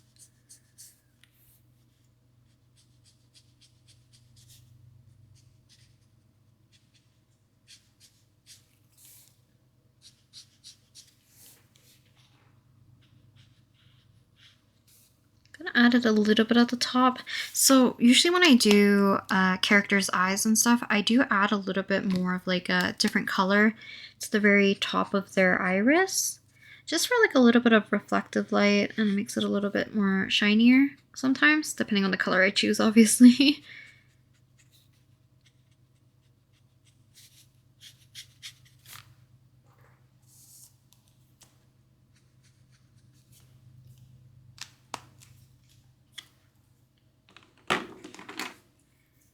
Okay, chrome orange.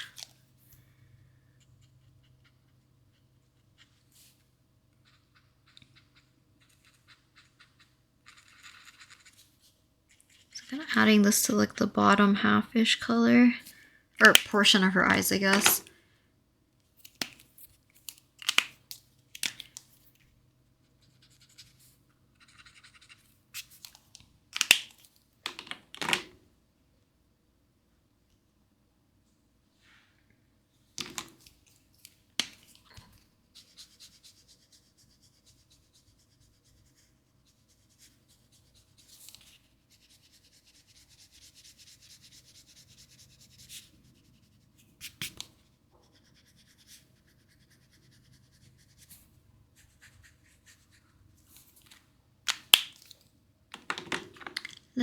Let's see. So I'm leaving this area kind of like light because I want to add our, what is it called? Like a reflection almost in her sunglasses.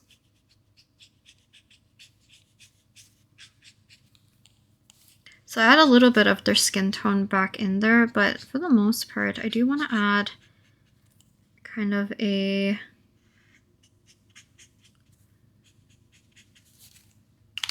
like a clear coat. What do you call it?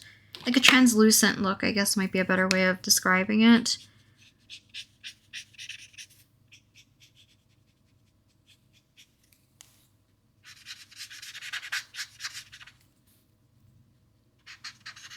So I'm adding a little bit of that green and yellow in there, and then we'll add red alongside with a darker color, which will be the less translucent area.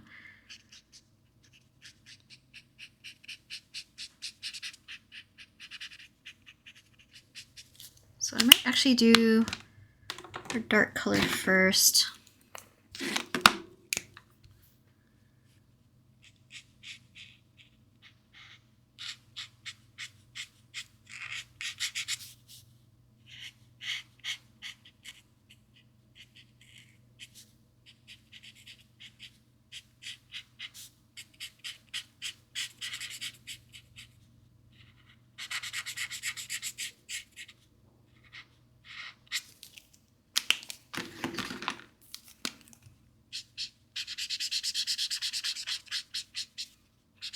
I'm gonna blend this in. I'm gonna try my best to leave a little bit of that skin tone peeping through. So we're gonna grab the skin tone to kind of blend it in.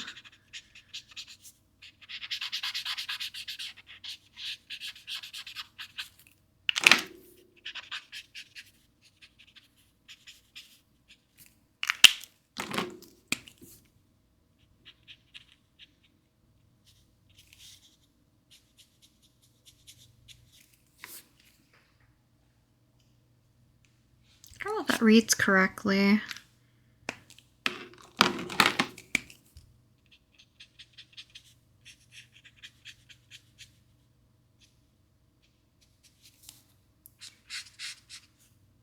And that yellow color. We'll add in our dark.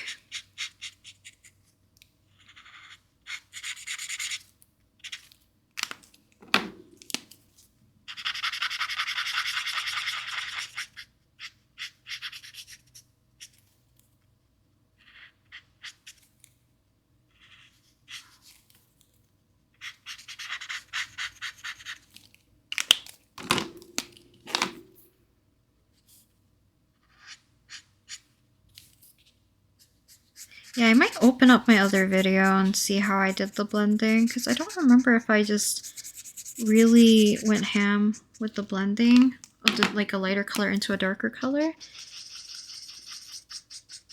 Or did I do the opposite?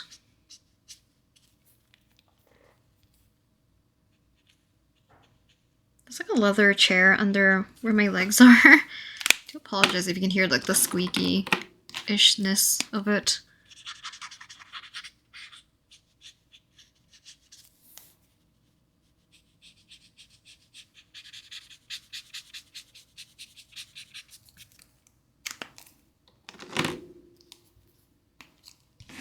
I don't think it's like reading correctly.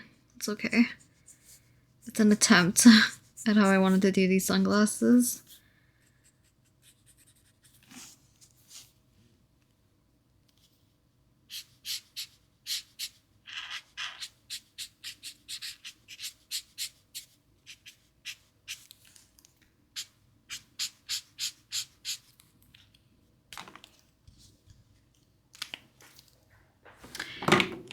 Maybe an even darker color.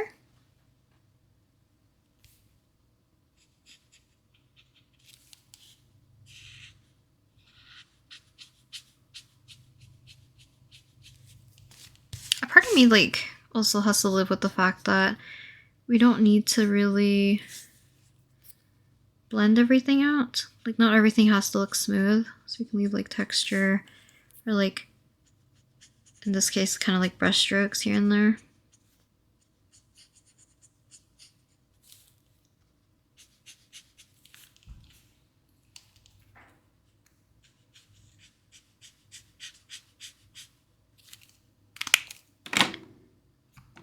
So it might read better that way too.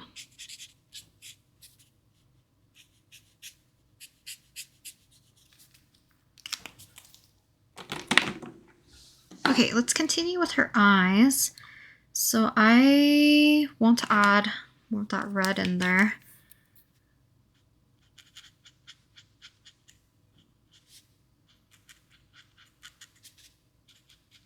So this red's really dark.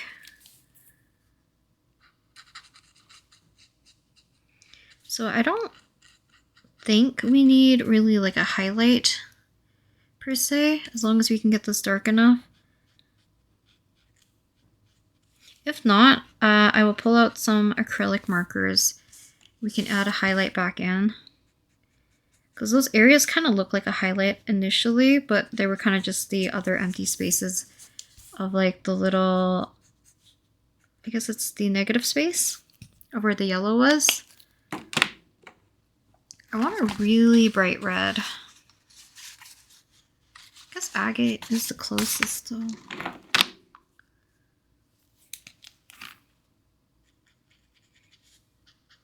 It's not even that vibrant looking.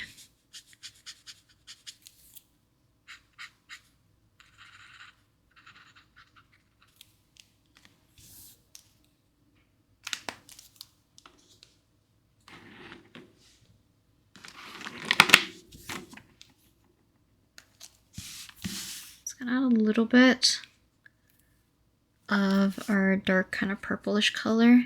Now I usually fix up the eyes, like the line art-ish portion, when we actually add in our secondary line art color. But I feel like I need this right now just because it's not looking too great.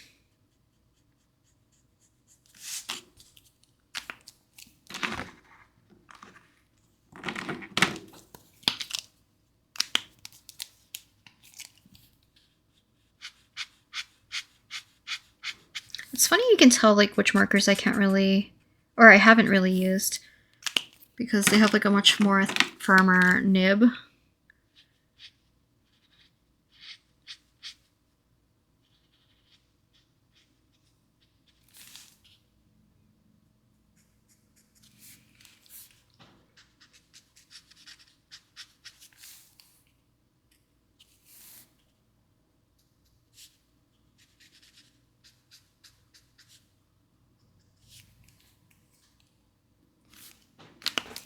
I'll make this darker.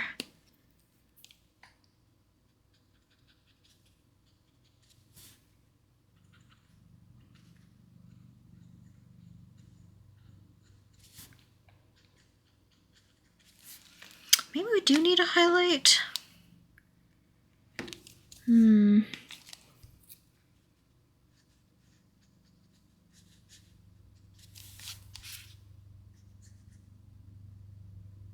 Maybe I'll pull out my acrylic markers really quick and then we can kind of do that area. Then we'll work on the hair. I might come back to the skin just because once I add in the intensity of like the reds and the yellows and stuff around her, the skin might look even more pale, so we might have to bring it up a lot more. So we'll see. So I do have these paint markers from Arrtx, and they're 3mm nib. I just need to really think, where do I want to put the highlight? First, I'm going to make the center of her eye a little bit brighter.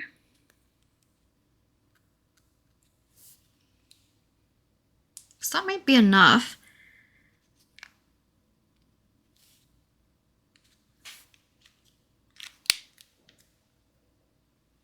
We can spruce it up later, because most likely when I do the line art, again, on top, we can fix it up. So for now, let's work on her hair. So I'm going to use agate, or let's plan out her highlights actually. Probably be smarter.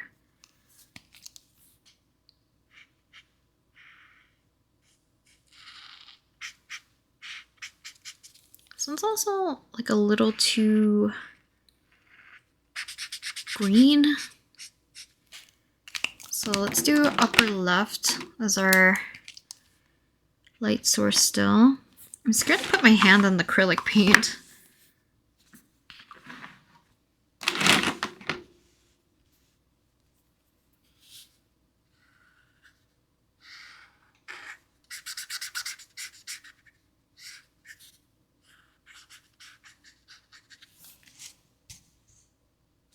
I might even add a little bit of rim lighting with this yellow.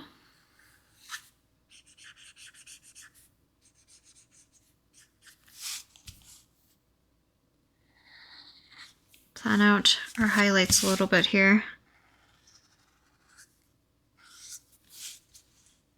But also she has like yellow portions in her hair anyways. So it'll be good to plan these out.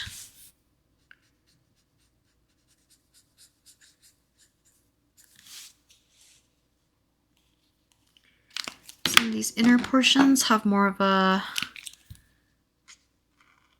warmer yellow, or in this case I'm using orange in place of some of these areas.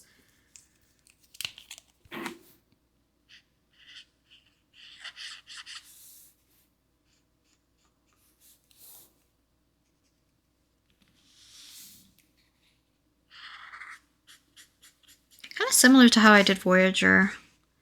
We need to put some of these lighter areas in.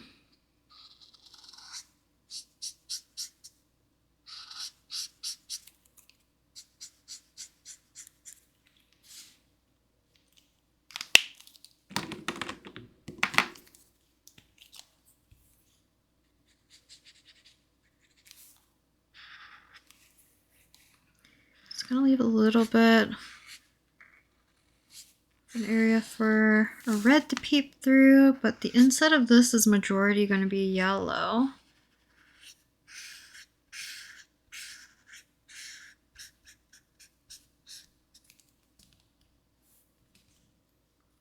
Same with the inside of here. I did have some of the skin tone bleed through, which isn't the worst thing since it's quite light.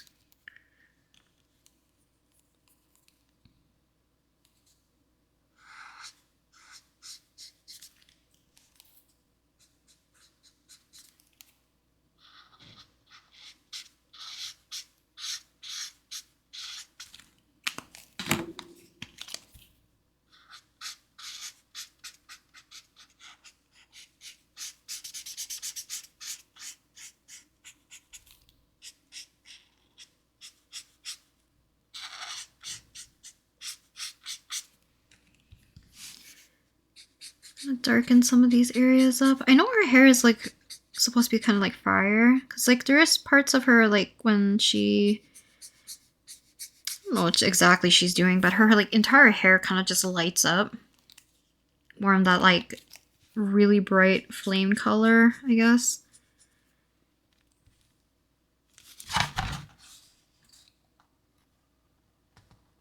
The paint's almost dry, I think. Whoops.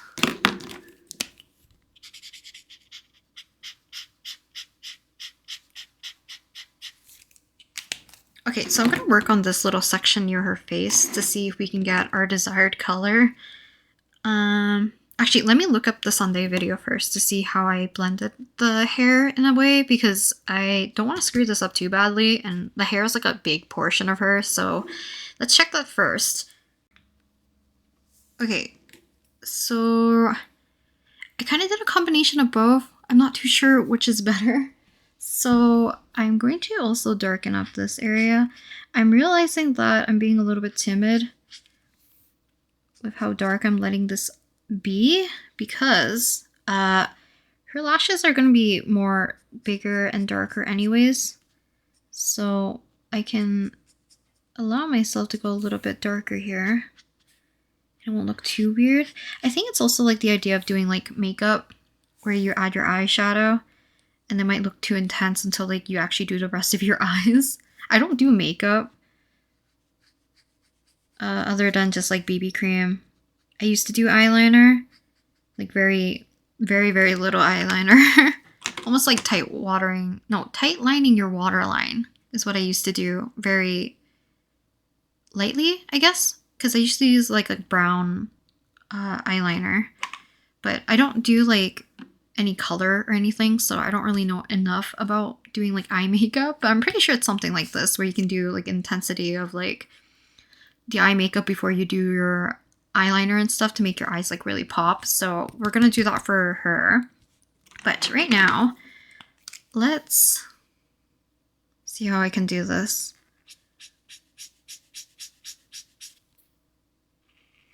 Because this is definitely more of an orange color. So we're gonna have to find a good red, but I want to blend this into her skin tone a little bit.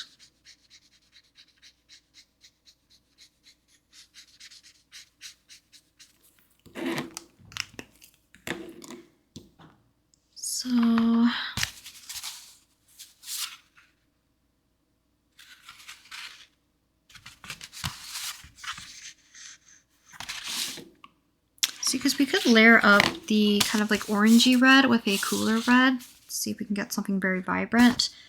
So I need R1. So I don't know if I grabbed R1. Doesn't look like it. So see R2, which we'll grab as well. R1.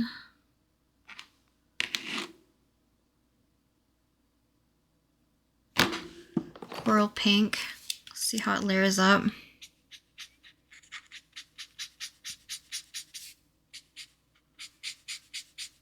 think it'll be like a good blending color, but that kind of gives me the kind of reddish color that I want. But let's not make it too flat.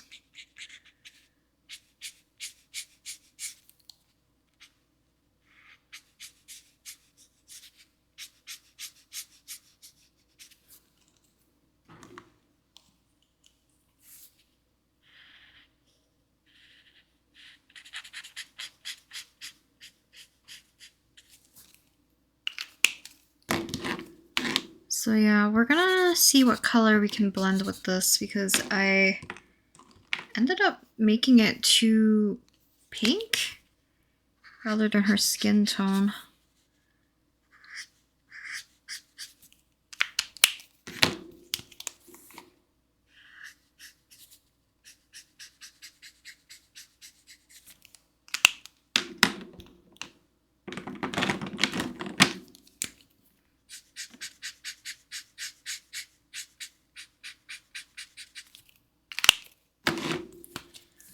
So I think I'm using agate, coral pink, and whatever R2 is in the set to kind of make up our red color.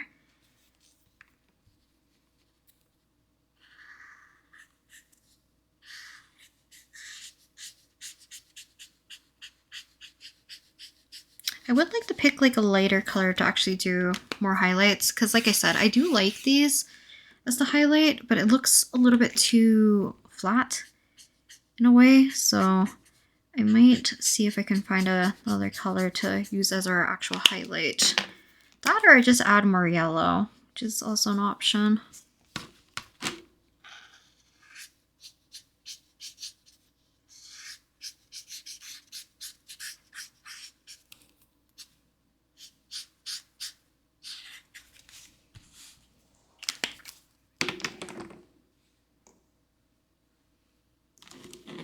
She's reminding me of someone else who has like this kind of color scheme.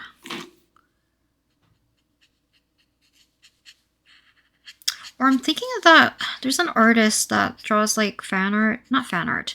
Well, he does do fan art, but I believe they do like some wacky designs. They've done some of like, I think web browsers and like Kit Kats and like, what else is there? Chickens? They have like an OC that kind of has this color scheme. It's like a rooster.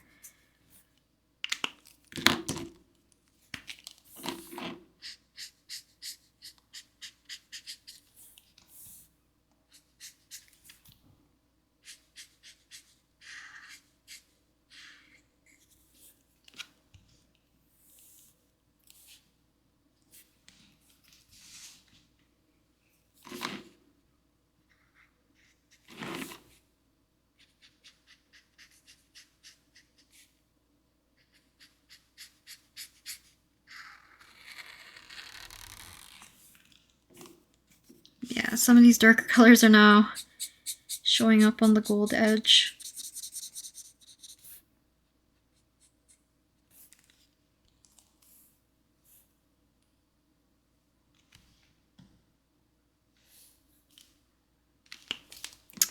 Might see if I can do the shadows for the inside portion of her hair first.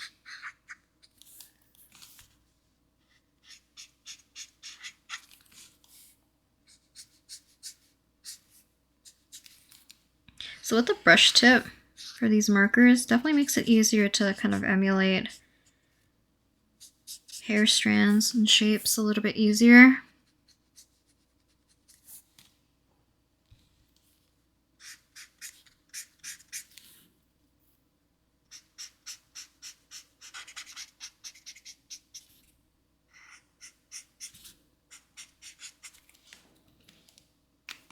Okay, let's focus up here first and then we'll move our way down.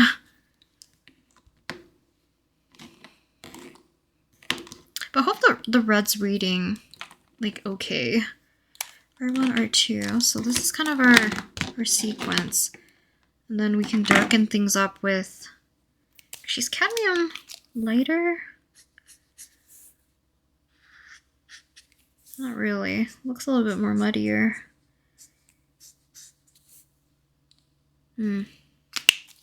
So maybe I won't use cadmium.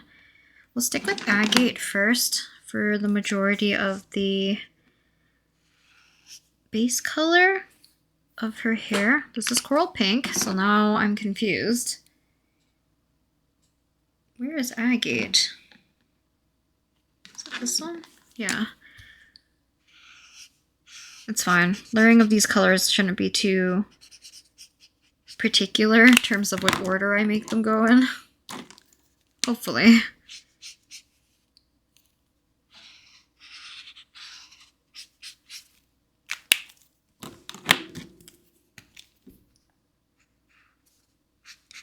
So I'm gonna add agate everywhere. We'll layer it with coral pink to kind of give it more of that vibrancy of the red that I want. We'll do the shadows with whatever R1 and R2 is, or R2, so vermilion. And I also have this geranium color.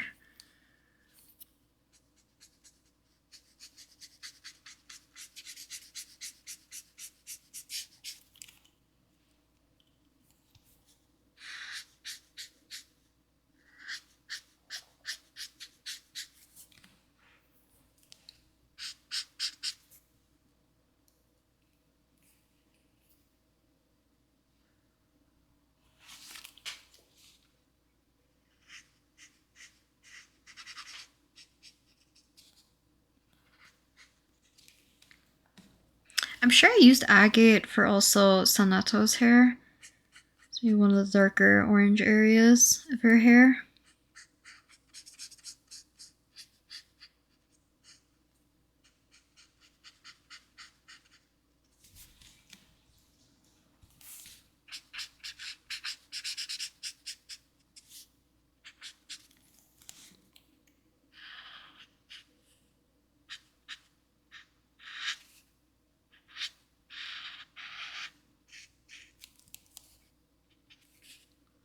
It's hard to keep this clean.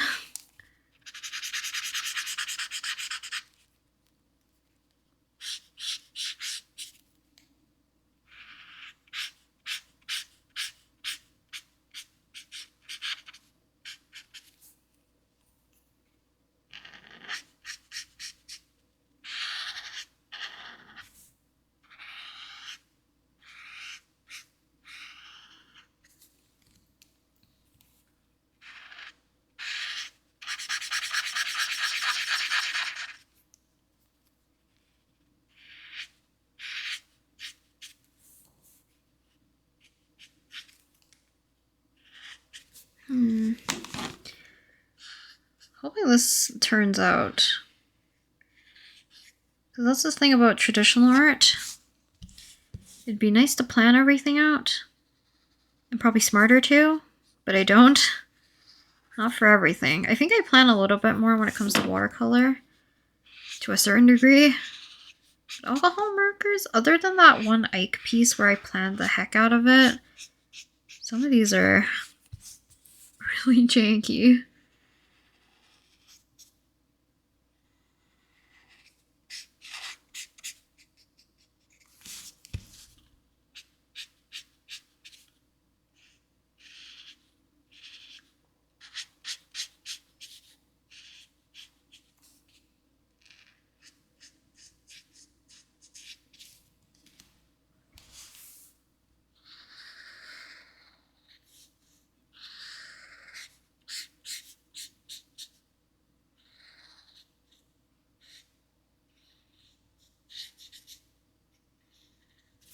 Okay. Ahoge. Then, kind of this entirety of this side left.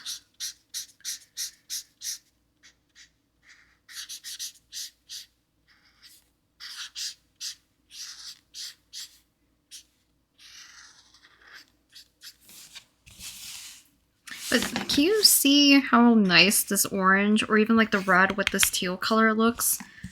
I love this color combination. Or any kind of like derivative of this color combination. Green and pink. Peach or like an orangier color with more of like a... I don't know how to explain it. There's so many derivatives, like dark red or like a really vibrant red, kind of like a navy. Also looks really nice.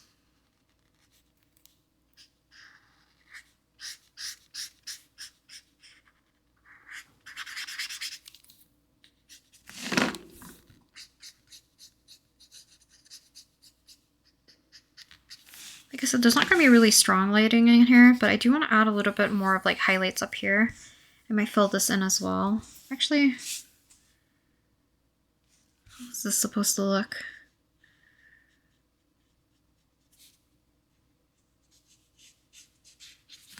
Kind of like that. But it makes such a big difference adding in the rest of this orange or like reddish orange into the picture. I think it's also because like when I did Sundays, I did not add the background until like the very end, which to be honest, digitally, I never like doing because it affects everything so much, and I don't do it in watercolor either. I try my best to always block in the background first to give context to the rest of the colors. So hopefully it's reading that way for this as well.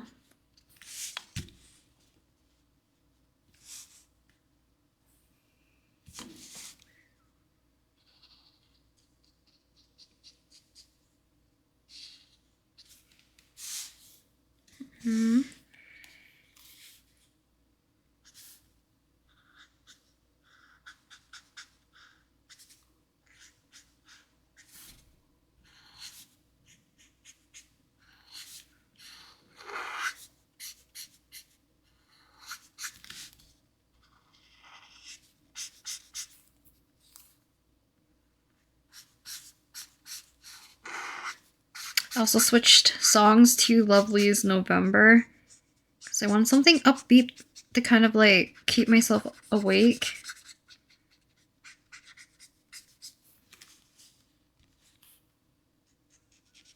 Because we're hitting the wee hours of the night again. Because when else do I usually work on stuff?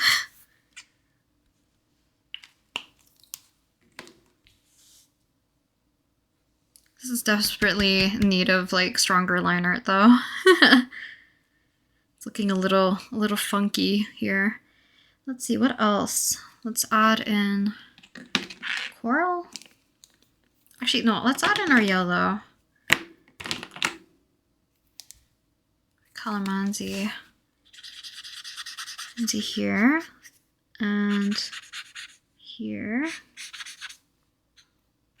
Then I will take a little bit of the orangish color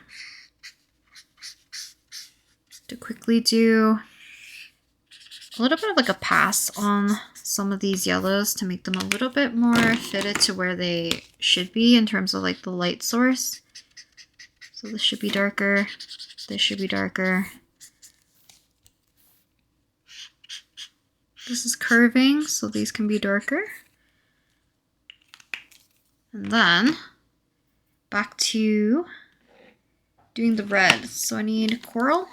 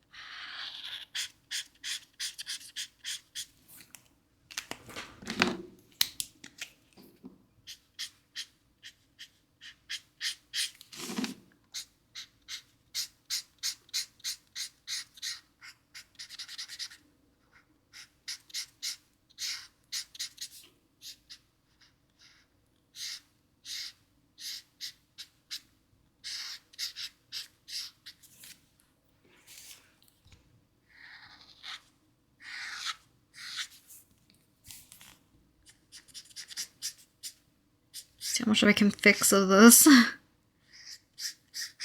So much of like working with alcohol markers, unless you're doing more of like a cell shaded-ish style. So much layering.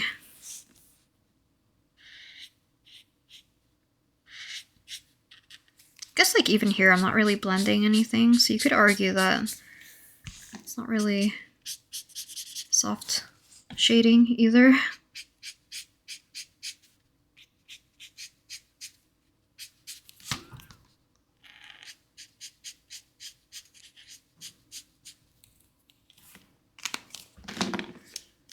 I'm gonna have to add a little bit of purple here and there just to really darken up some of these red areas, because only using darker and darker red can only get you so far.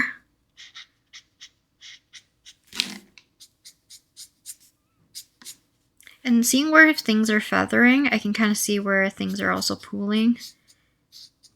But luckily, there's no bleed through, so that is fantastic. It's like those watercolor paper pad blocks, so you don't have to like tape down your paper because it's low-key like stretched already.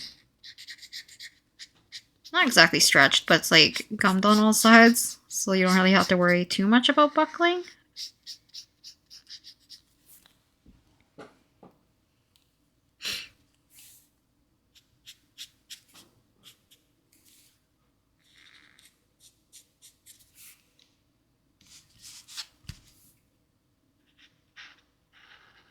Mavuika.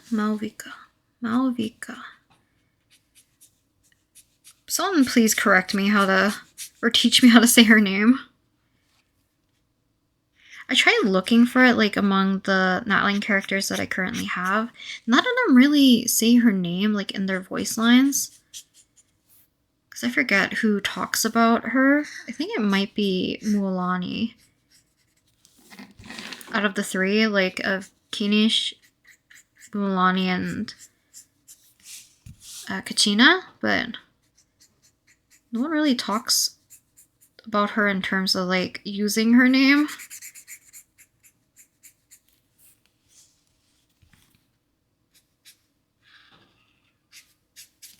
Okay, switch back to R1.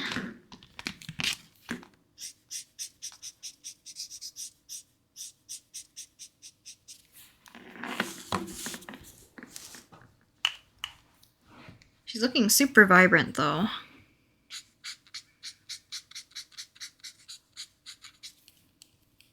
I guess I won't use purple. I might actually just go in with a blue. Probably to darken things up.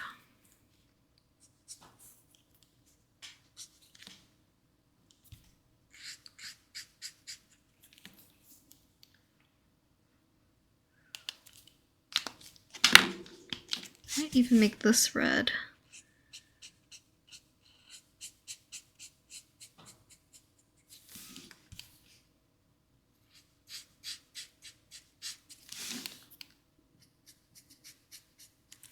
But that's like another thing I really like about the reverse 1999 characters. I do apologize how much about how much I gush about this game.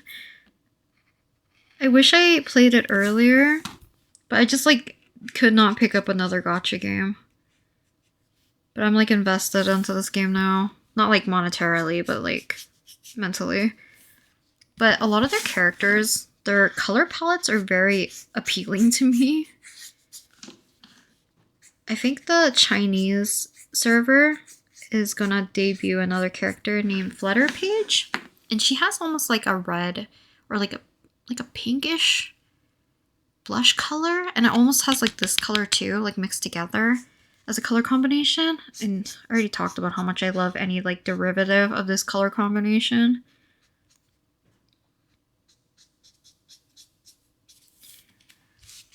Looks freaking nice, as well as like Semmelweis, who has like that nice dark cool green alongside with that nice wine, or not even a wine red, it's like a pitch, very bright.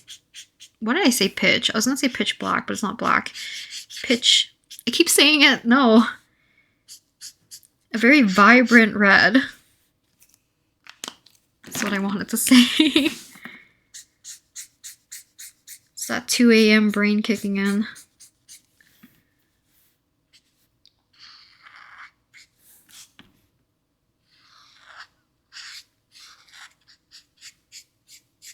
I was like making, so I've been meaning to make a card for a long time.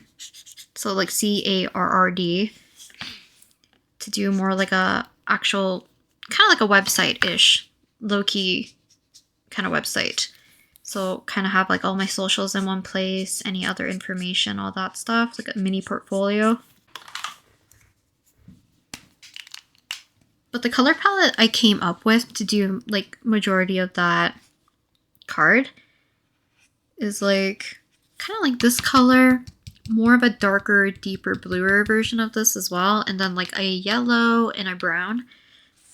I think I talked about this in a different video, that there's like a Japanese Twitter user I follow, and they often post like color palettes and color combinations and stuff for people to use. And I have one saved to like my desktop or like in my photos or my pictures. And I finally got to use that for my card. I'm still working on it, but I kind of like the color combination a lot. It reminds me a lot of Mavuika actually, because it has like the teal and the brown combination. Little hints of yellow, little hints of like slightly more bluish colors, slightly more greenish colors here and there. Are any of you guys playing the Pokemon TCG Pocket? Or Pocket TCG, whatever it's called? It's like another thing that gives my brain like serotonin, because I like looking at Pokemon art, and just collecting them is nice.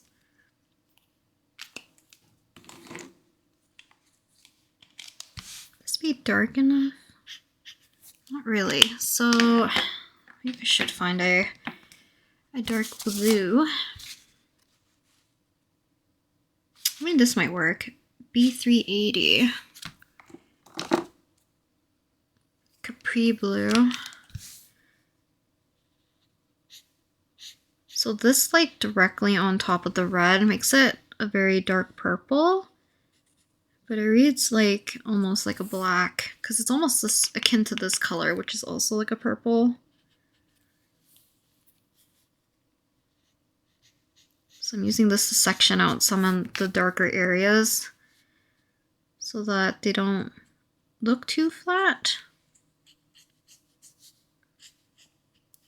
I also lost the rims of like the glasses here, which kind of sucks. Maybe I'll put them back in with a different acrylic marker.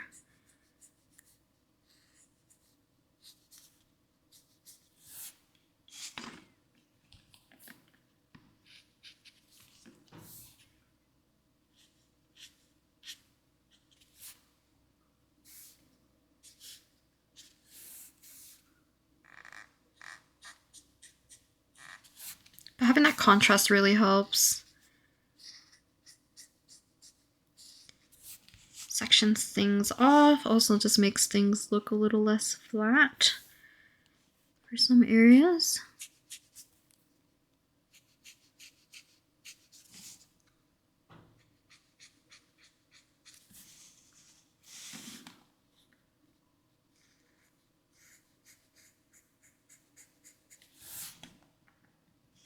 Okay, so let's continue using this red.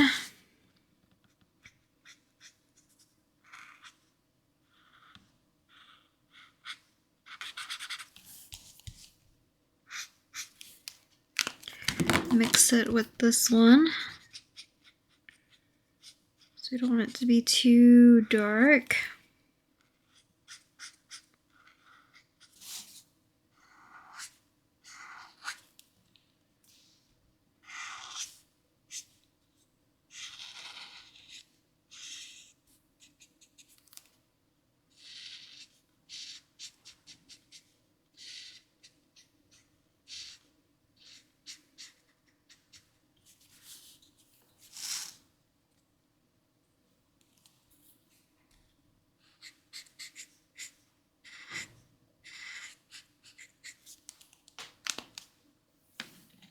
See where else I need to add this first.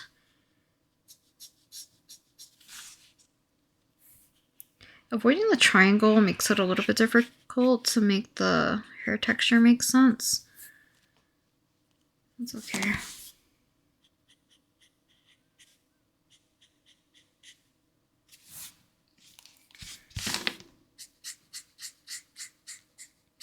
I think when I was working on like Sunday's piece, his hair is like one of my favorite parts to work on, just because like I could put in so many different colors, but something about just using the reds and it kind of makes it look a little bit more monochromatic is also just fun.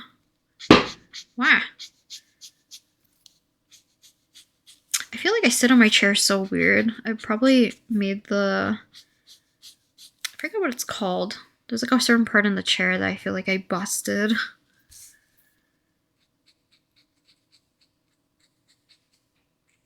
So it creaks a lot.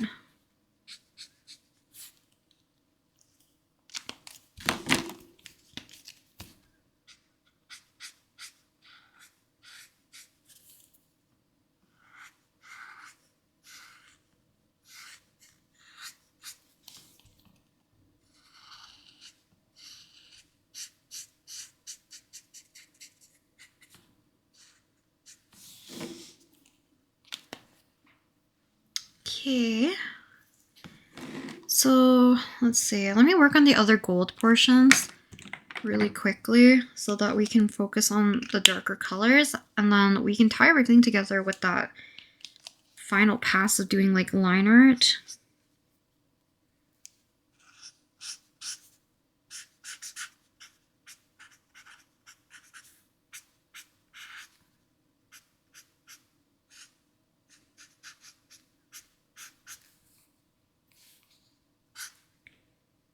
So maybe this is all gold technically.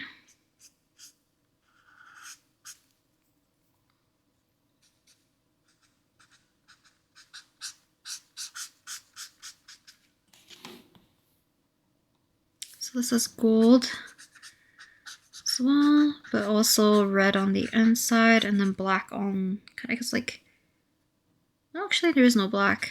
It's more of like a blade shape, if anything. I made it more like gears with like a real thick side, which is not correct. That's okay. We learn, because I would definitely try to draw her again. Actually, yeah, I kind of wanted to do like a colored pencil session again of a different character. She could be fun, because I'm not sure if I did one with like a character with red hair.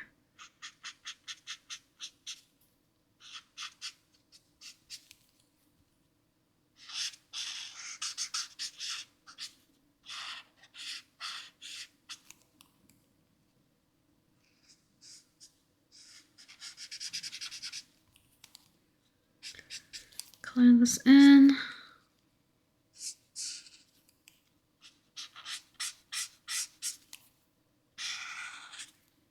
Oh, she's a bangle here.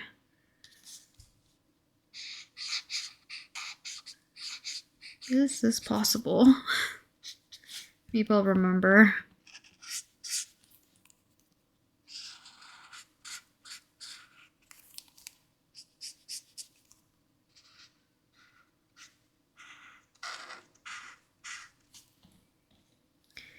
This is part of her jacket. This is also part of her jacket, but we have gold here. And then on this side, we have gold here. So let me see.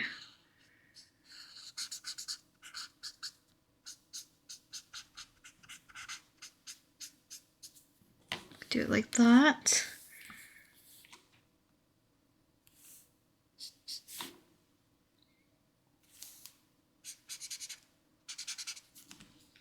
So many characters have like gold, just accessories, accents, so much gold.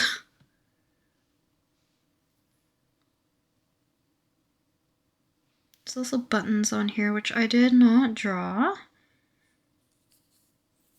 because they would be here though.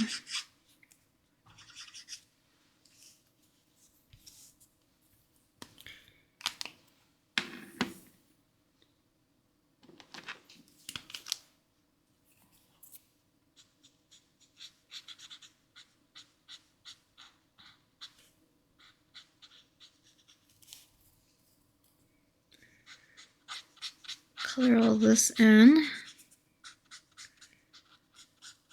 I'll take like a darker red to go over some of these other areas. I also need to add our darker color for our gold here.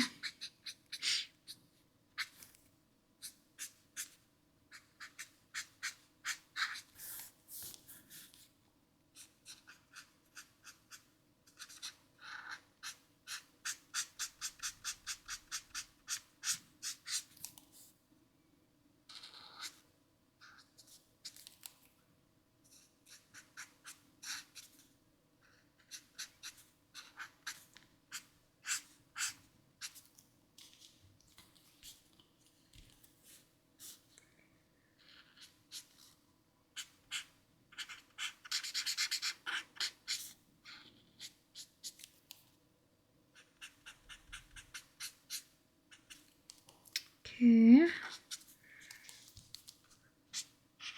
Keep forgetting like this portion's also supposed to be probably of a similar material.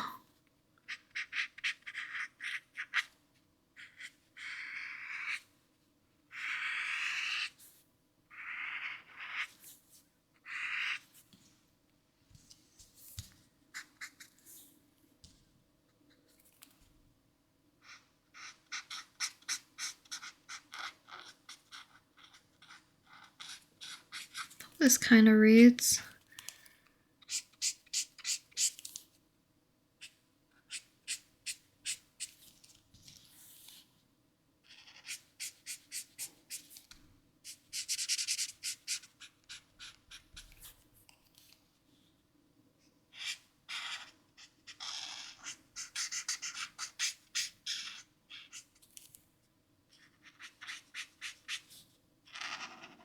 I don't know if you can tell I'm getting a little bit lazy in terms of planning out some of these gold areas, just because I know they're going to be surrounded by like a really dark color. I don't feel that compelled to be super neat about it, I guess.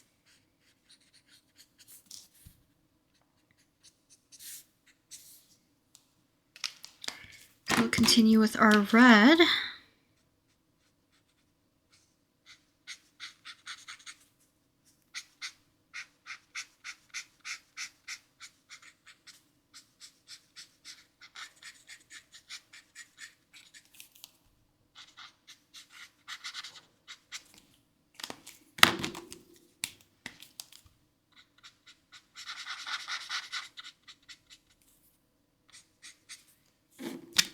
Do the same thing over here. I definitely will rely a lot on that darker line art, and I think I will use like a dark purple. If not, we will just use the blue, because I know that one works quite well in terms of like the contrast. Because I think I used the blue as well, or some kind of purple or something for Soneto, so I can probably use something similar-ish.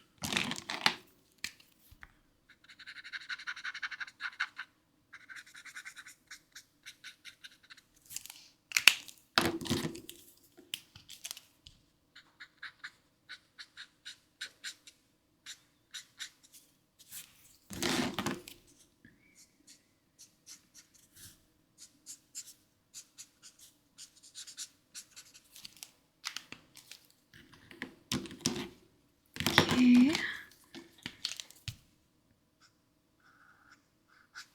Getting a lot of use out of this dark red, otherwise I probably wouldn't have used it for anything. Because even my OCs, one of them has like a little bit of red on them, I guess, Koji. But not any other of my OCs really have red in their outfits. I use a lot of like blues, if anything, and black.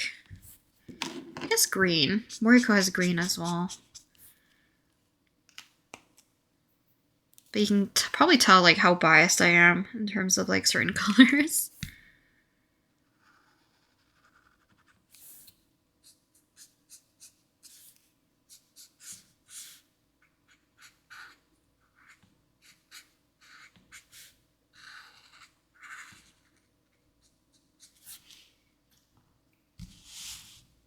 I'm like never leaving my thing in the center. I do apologize.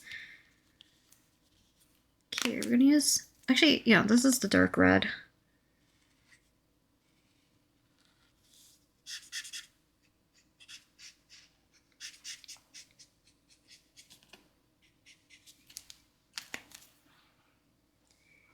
Anywhere else that needs the red,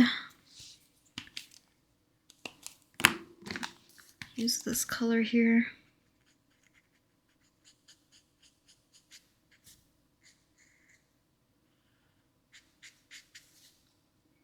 I think that's it. Probably, actually, here, yeah, there's like red here as well.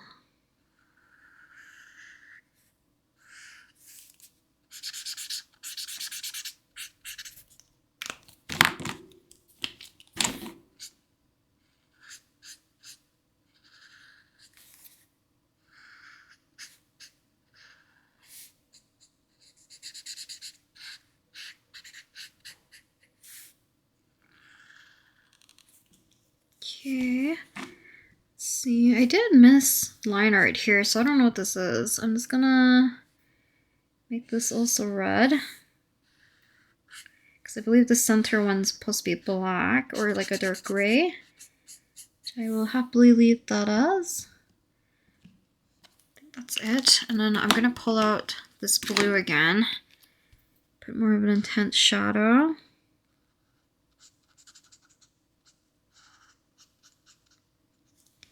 Like that.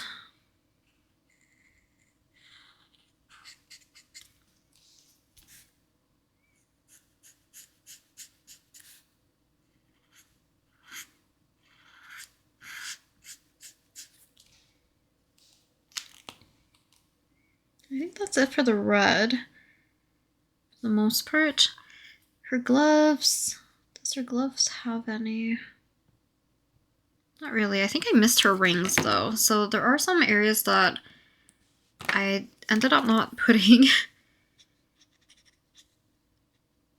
indication. And of course I put on the wrong finger. That is okay. We'll figure that out after. So for our, I think, dark areas of like blackish, brownish, gray, I think this is what I chose. So I do have this to be kind of like an in-between, so we can have some reflective light coming from our red hair and stuff, and then our two colors that are gonna hopefully push it into being black. So I'm gonna start with her collar first. This is probably the easiest. So let's start with our mid-tone. In this case, it's gonna be way darker than mid-tone, but it's the easiest way for me to transition the colors, probably. Actually, yeah, because this is like a dark purple gray.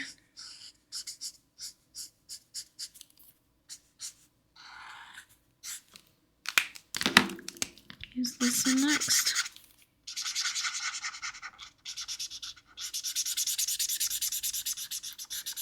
It's almost like more like a brown.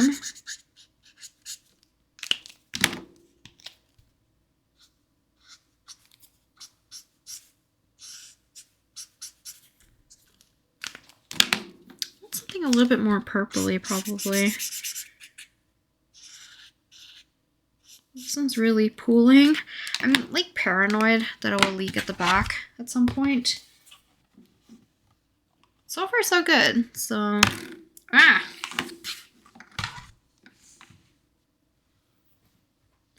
let's keep going. I might get one more lighter color, I think. Maybe R270. Do I have it out? Actually, wait. This might have also been part of it. This is why I need like a scratch sheet.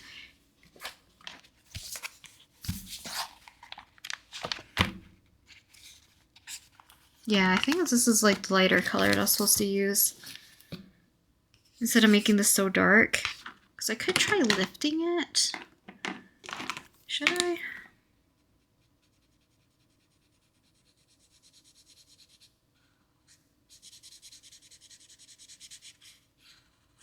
So I don't want to make it too fuzzy. I can kind of see it lifting a little bit, but I don't want it to push too much of the surrounding colors. Otherwise it makes it look very feathery. Let's see what else we have here.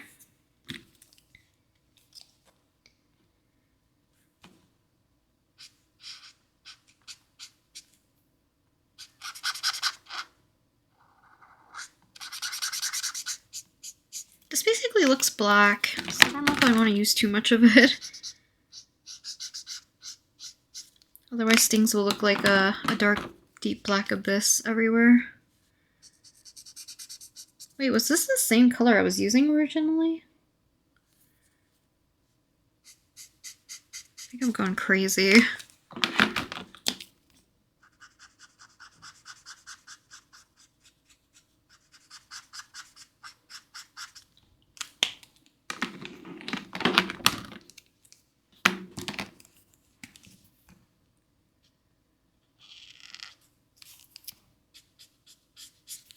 Almost forgot to leave a little bit of room for her bracelet or bangle. So let's make this dark. Transition it to our purple.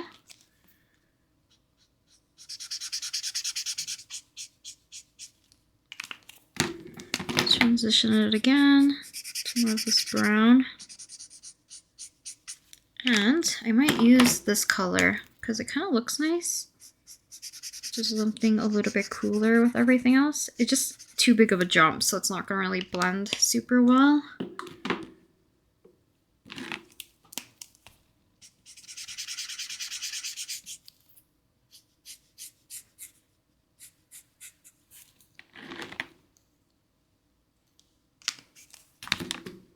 I'll use this one.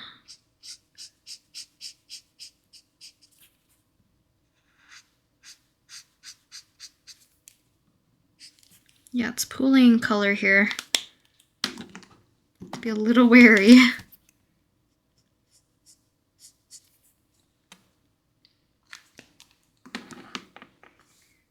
Guess this is also dark.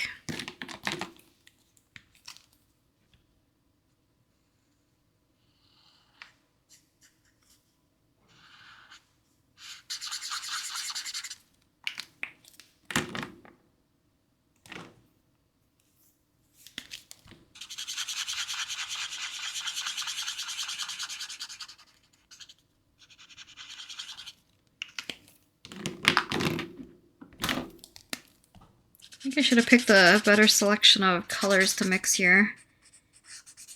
I think a very wild range of colors here. Let's see.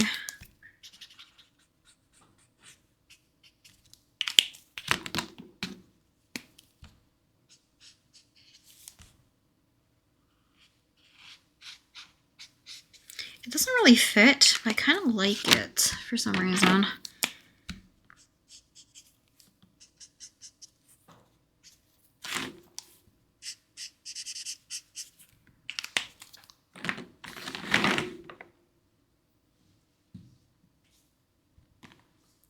Okay.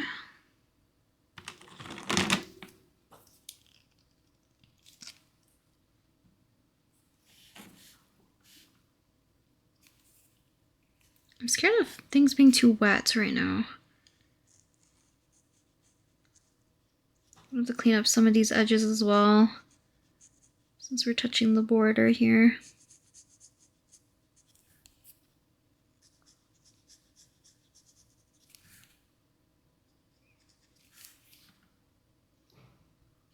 I don't know who's going to be still listening by the time at this point, but if you are, do let me know if you want to see more videos like this occasionally.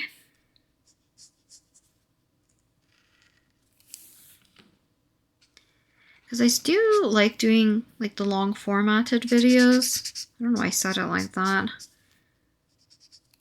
But as long as you guys are interested, I'll keep making them. Otherwise, I will go back to making these either ASMR videos or like a shorter form of some sort.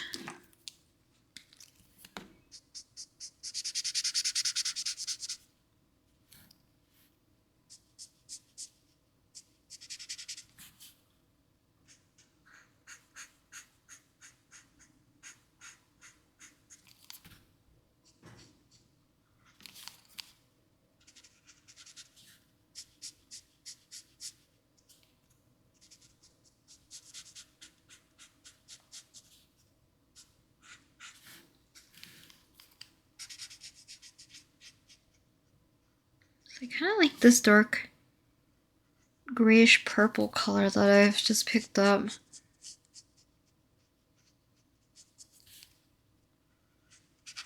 Kind of a fun color in place of all that kind of like brownish red that I was using earlier. It doesn't really make a difference like on camera, not that I'm looking at it, but in person, I definitely like what it looks like.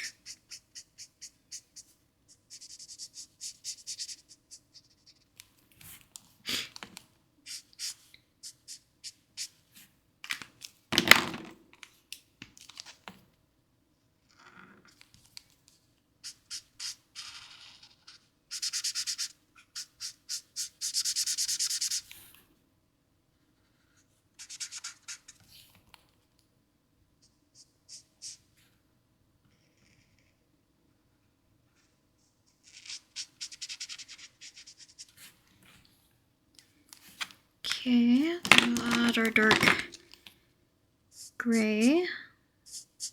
Darken everything up here.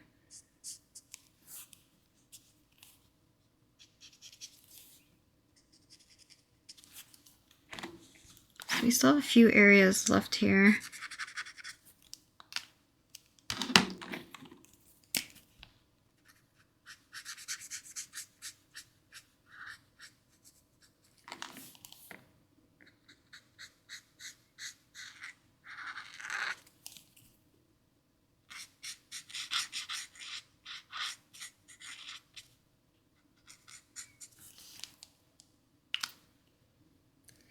Looking at it, I feel like I missed her ear completely. Also, this looks really fluorescent for some reason.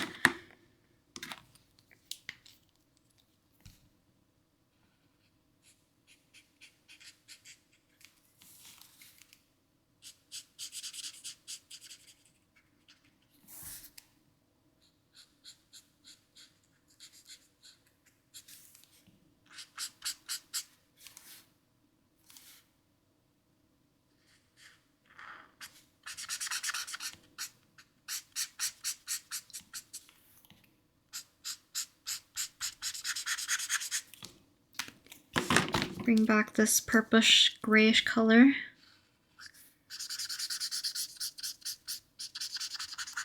Okay, the buttons are, I guess we can make them gold as well.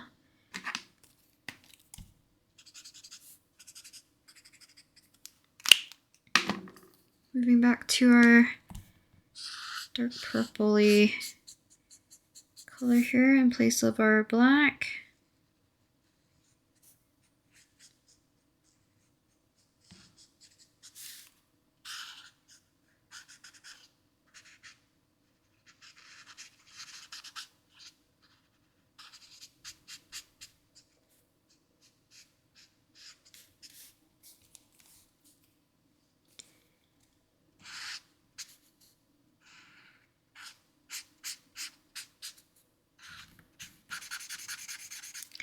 We are almost done with the coloring, at least. Line art would be like another maybe 10-20 minutes probably.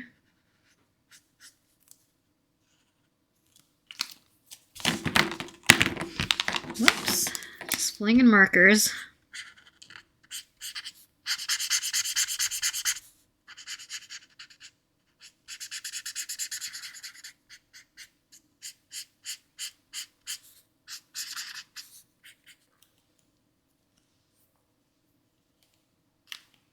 Okay, last but not least we have is the glove. I think everything else pretty much will be done and fixed with the line art, because I think it just needs a little bit more contrast in some areas. So let me do the gloves really quick. Which I think I'm going to plan out with the lighter brownish color that I've been using.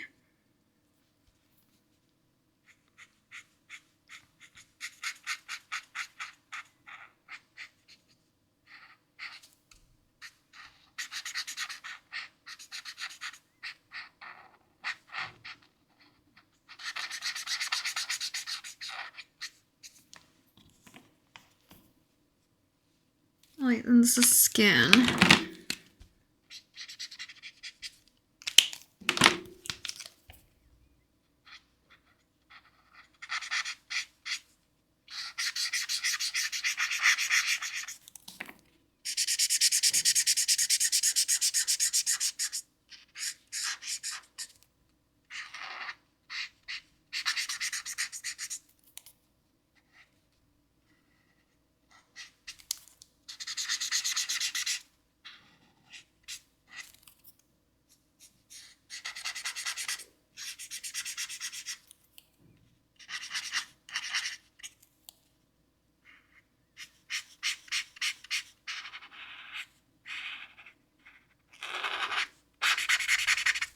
Okay.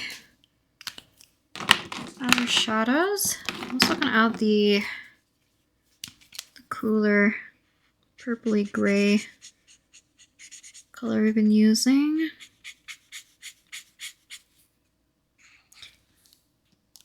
So I was gonna say, like, I don't even know if you guys can see this really clearly, but I can kind of see like the reddish lines here, so I'm not really losing or replacing everything per se.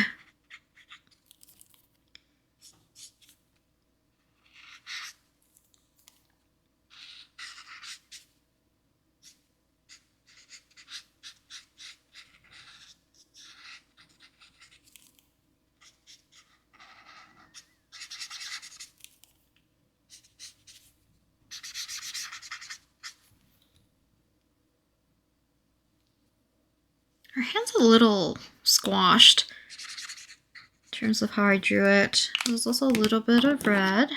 I think right here.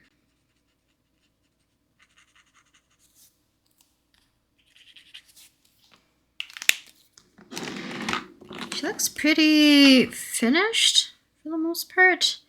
There's obviously some areas that I should have cleaned up a little bit more here and there, but at this point I don't think I can be bothered.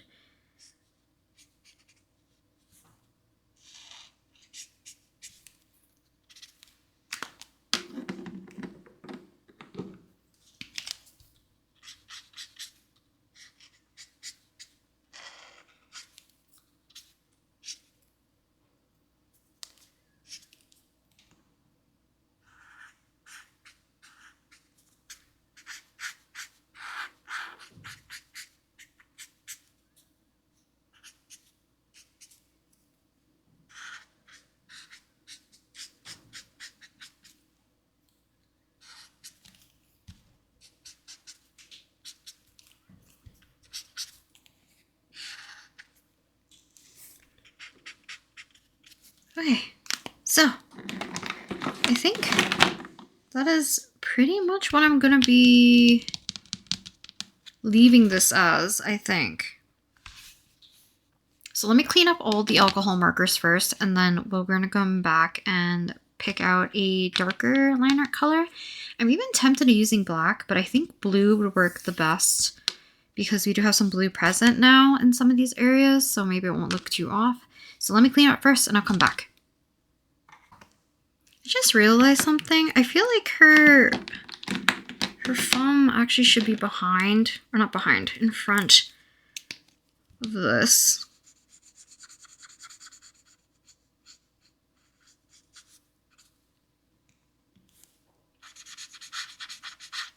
Technically, right? I feel like that makes more sense than how I originally had it. That, or like the glasses would be facing more inwards rather than the way how I drew it downwards. Another problem for a different day, I guess.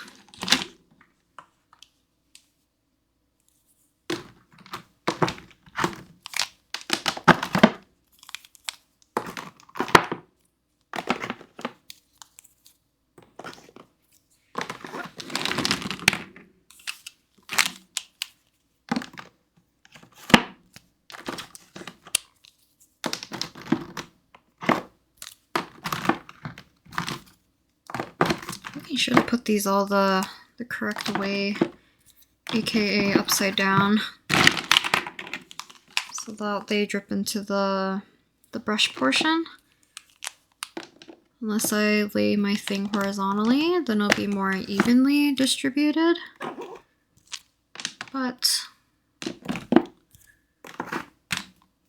hopefully no more markers dry out too much, except for the ones like I can get refills for. I think the ones they have refills for are not the ones that I use the most, I think.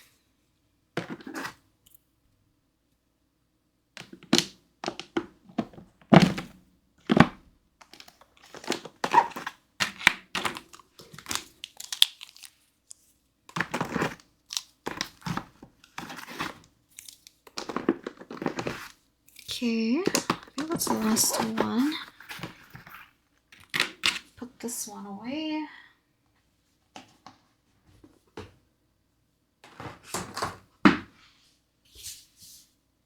Okay, so I'm gonna zoom in and we're gonna find a darker blue color to do the actual sprucing up of. Okay, so I might have to do a little bit of testing. I do have these two blues. Now I know this one is the one that I usually use for darkening up lines, but I do have this one that's a little bit more vibrant. We'll see. Most likely I'll go with the darker one. It's just probably easier for me to distinctly see the contrast. So let's start off with the eyes.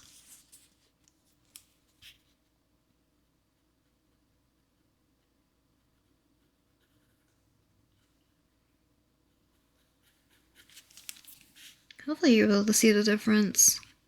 I think because I already added darker colors to this one in the beginning of when I did her eyes with the with the alcohol markers, like the Ohuhu ones, the contrast isn't going to be as drastic, but the bottom lashes definitely will have more of a pop, hopefully.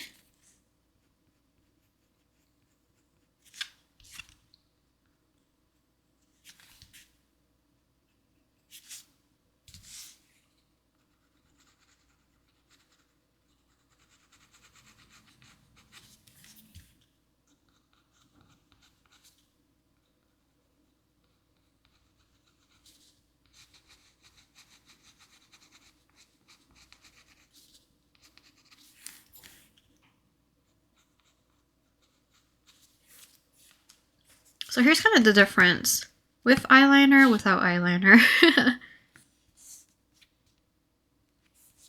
Like I said, this one's probably not going to be as dramatic as a difference compared to like other sessions I've done in the past, like Soneto. I think Sunday needed it as well.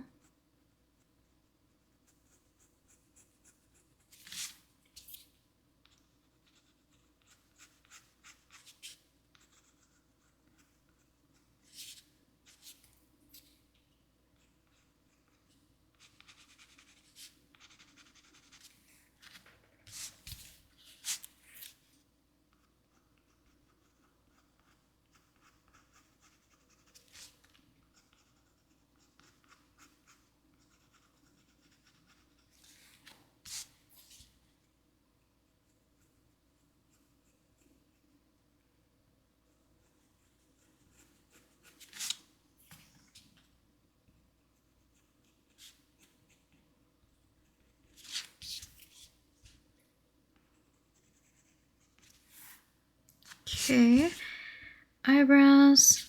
I guess as long as there's like a fairly warmish color underneath, the blue really does kind of become more of like a black, or in place of black, I guess.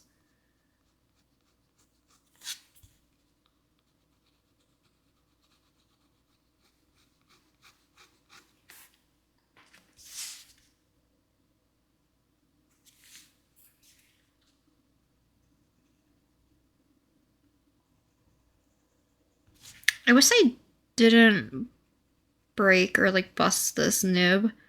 It's kind of like flat. Because otherwise it would be a lot easier to actually fix up these lines in a faster way instead of having to go back and forth.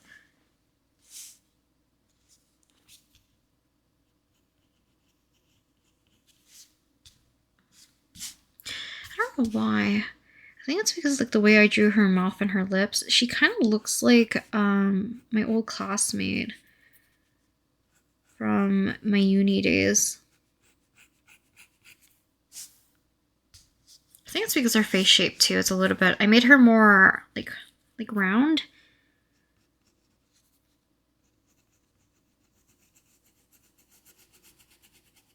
She kind of looks like my VP during my graduation, my grad year, I guess, like the grad committee.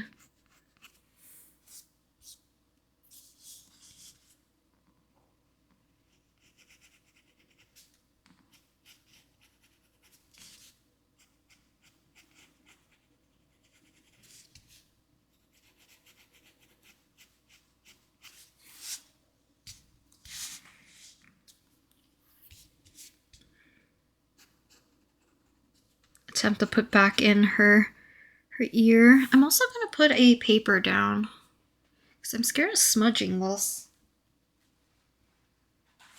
Or this works too. Just have to be a little bit careful. Hopefully nothing will be like imprinted from that sheet to the surface here.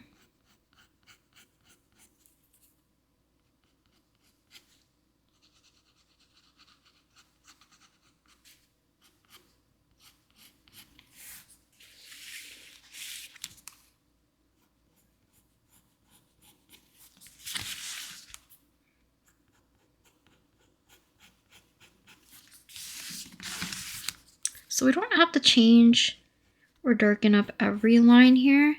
A lot of the ones I'm focusing on is the ones that I think needs to be more prominent, or areas that have like lines that kind of like meet, almost like a tangent, because I feel like they create a little bit more depth that way.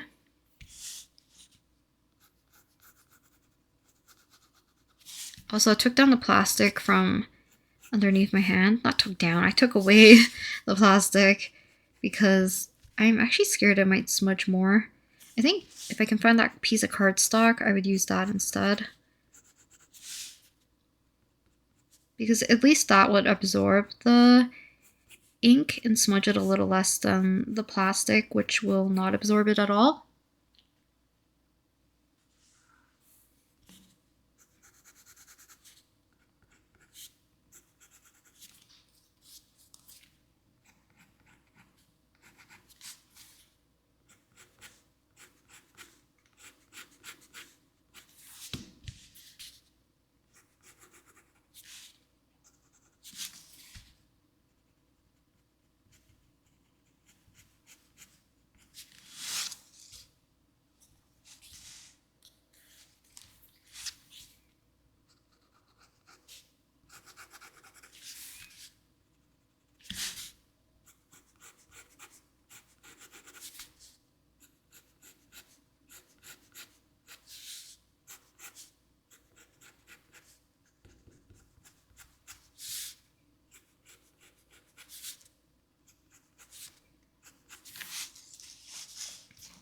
So like some of these areas I can't even really differentiate the lines all that much, so we need to put in the blue ones at least.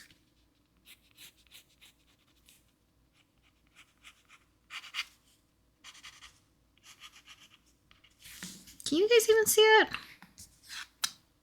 Probably kind of.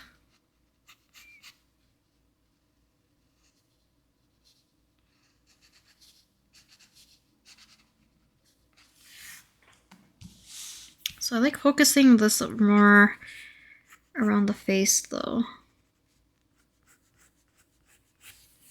Everything else, like, I could really kind of fix up. Like I said, it's not super necessary.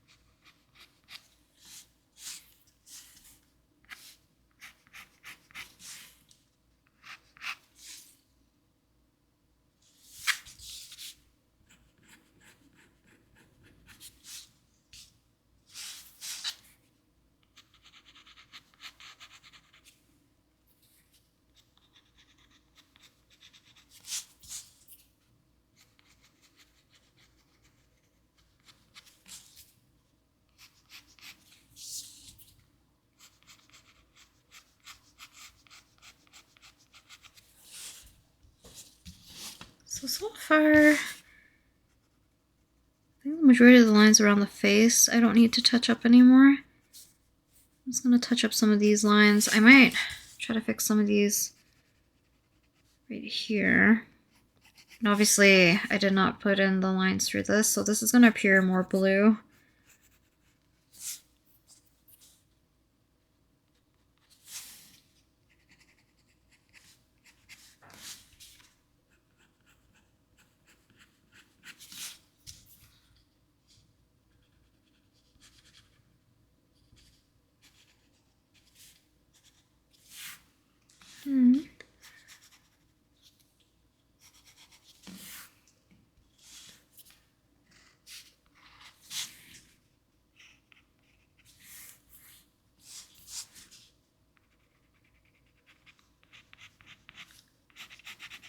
think this doesn't really read as a thumb anymore.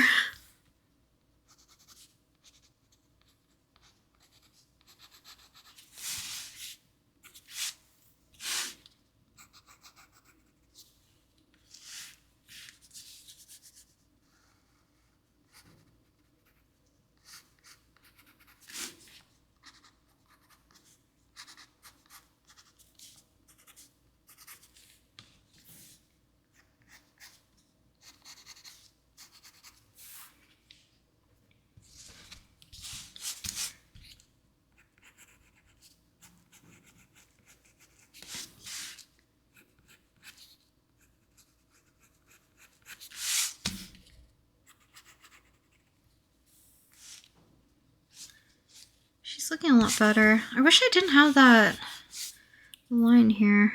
Unless I can make it more look a little bit more like a hair strand, I guess, coming through.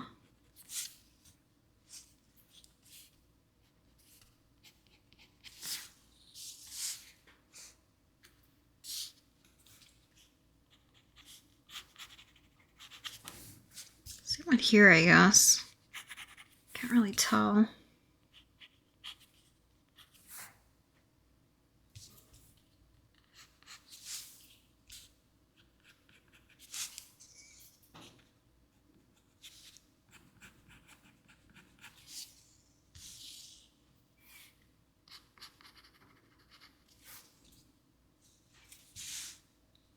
Kind of evens out her face a little bit too. Adding that back in. So I'm gonna do some of her accessories here.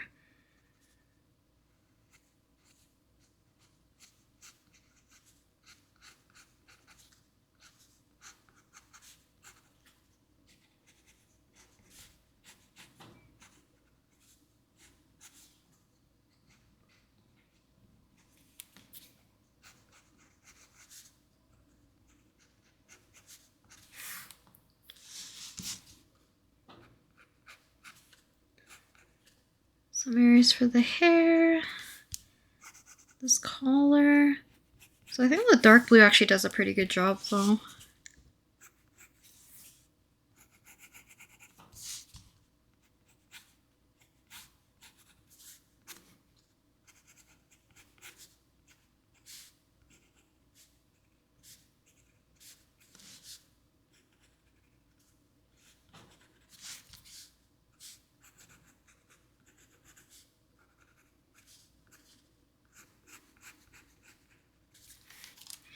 And because of like how I have to hold this pen, I can't really hold it at an angle, so I can't really hold it higher up on the barrel. So this little ledge is like digging into my skin, which makes it feel really uncomfortable, which is kind of like why I also don't really want to commit to doing the entirety of the line art like fixed up like this. It's because it'll take too long and the paint is like transferring to my finger right now.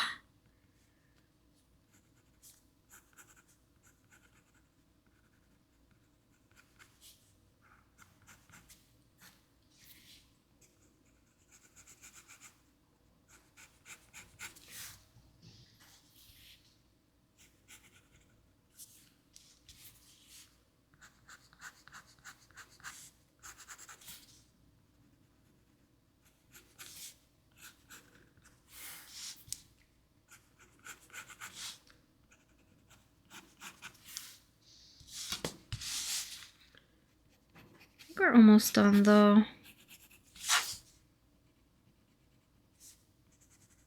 Like I said, my main focus was the face anyways, or like areas surrounding the face.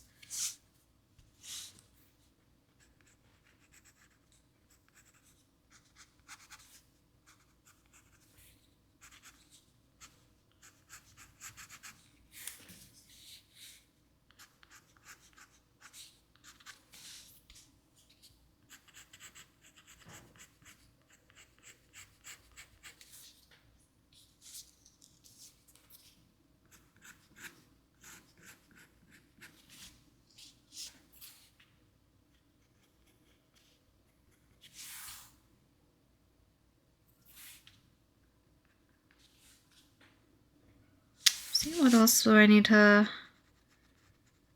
kind of push?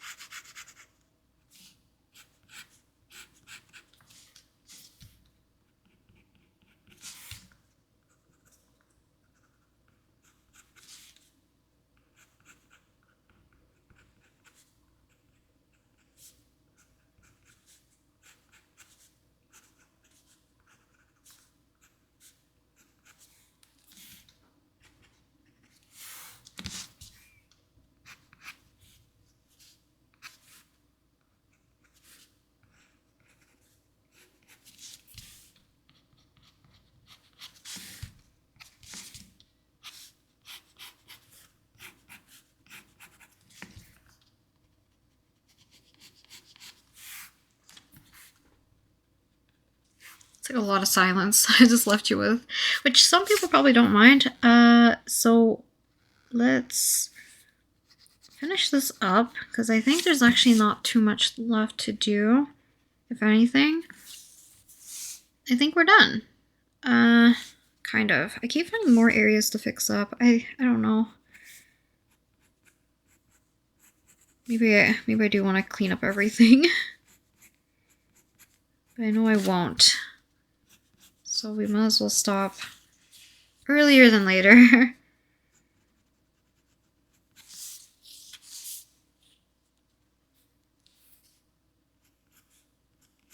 think we're good though. Hopefully. If not, I can always like come back to it and like fix it up if I want to. It just won't be on the video.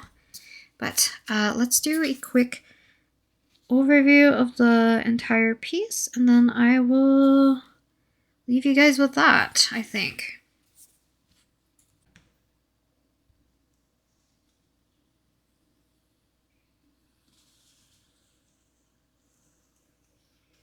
So kind of our close-up.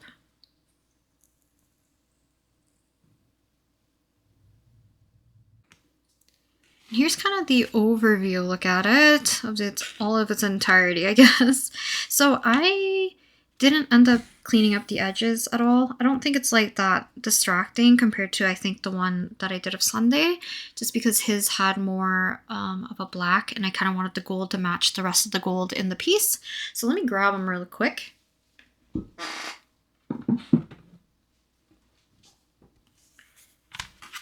So here's the one I did of Sunday, and here's the one I did of Mavuika. I believe that's how you're gonna say. I'm gonna say her name for the rest of the video, so I do apologize. But yeah, had fun doing both of these. So if you want to watch Sunday's version, you can check out the link in the description or in the card at the beginning of the video. Other than that, let's just, I guess, write on the back. I don't remember what I did. I guess an alcohol marker, I guess. Unless it bleeds through, that'll be sad. So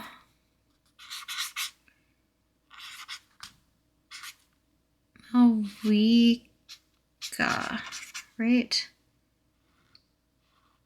My V's and my U's look too similar. And then there. It's not really signing it. I'm just writing what character is it? Because I think that's what I did for here. Sunday. Yeah, so now that she is finished, hopefully you guys enjoyed today's video of watching me draw and do the process for the alcohol marker drawing of Mavuika. I will definitely do another session with the Shikishi boards. If I don't edit that, I do apologize how many times I probably stumble on my words. Trying to find where my other ones are. Oh, right here. So I have these ones I showed you guys very briefly.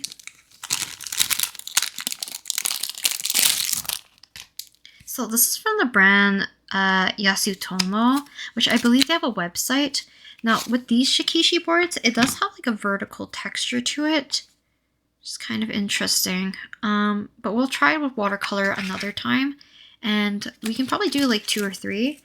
And then I'll send the rest to my friend so she can try them out as well. But if the watercolors does work with these boards, I will definitely buy another set that's a little bit larger. Not as large as these maybe. But it'll be nice to use because I think I want to make some portraits and stuff for my friends. Of some of their Oshis or their favorite characters in the future. So I will definitely do that. But for now, I'll leave you guys with this video. So I'll talk to you guys next time in the next video. Bye!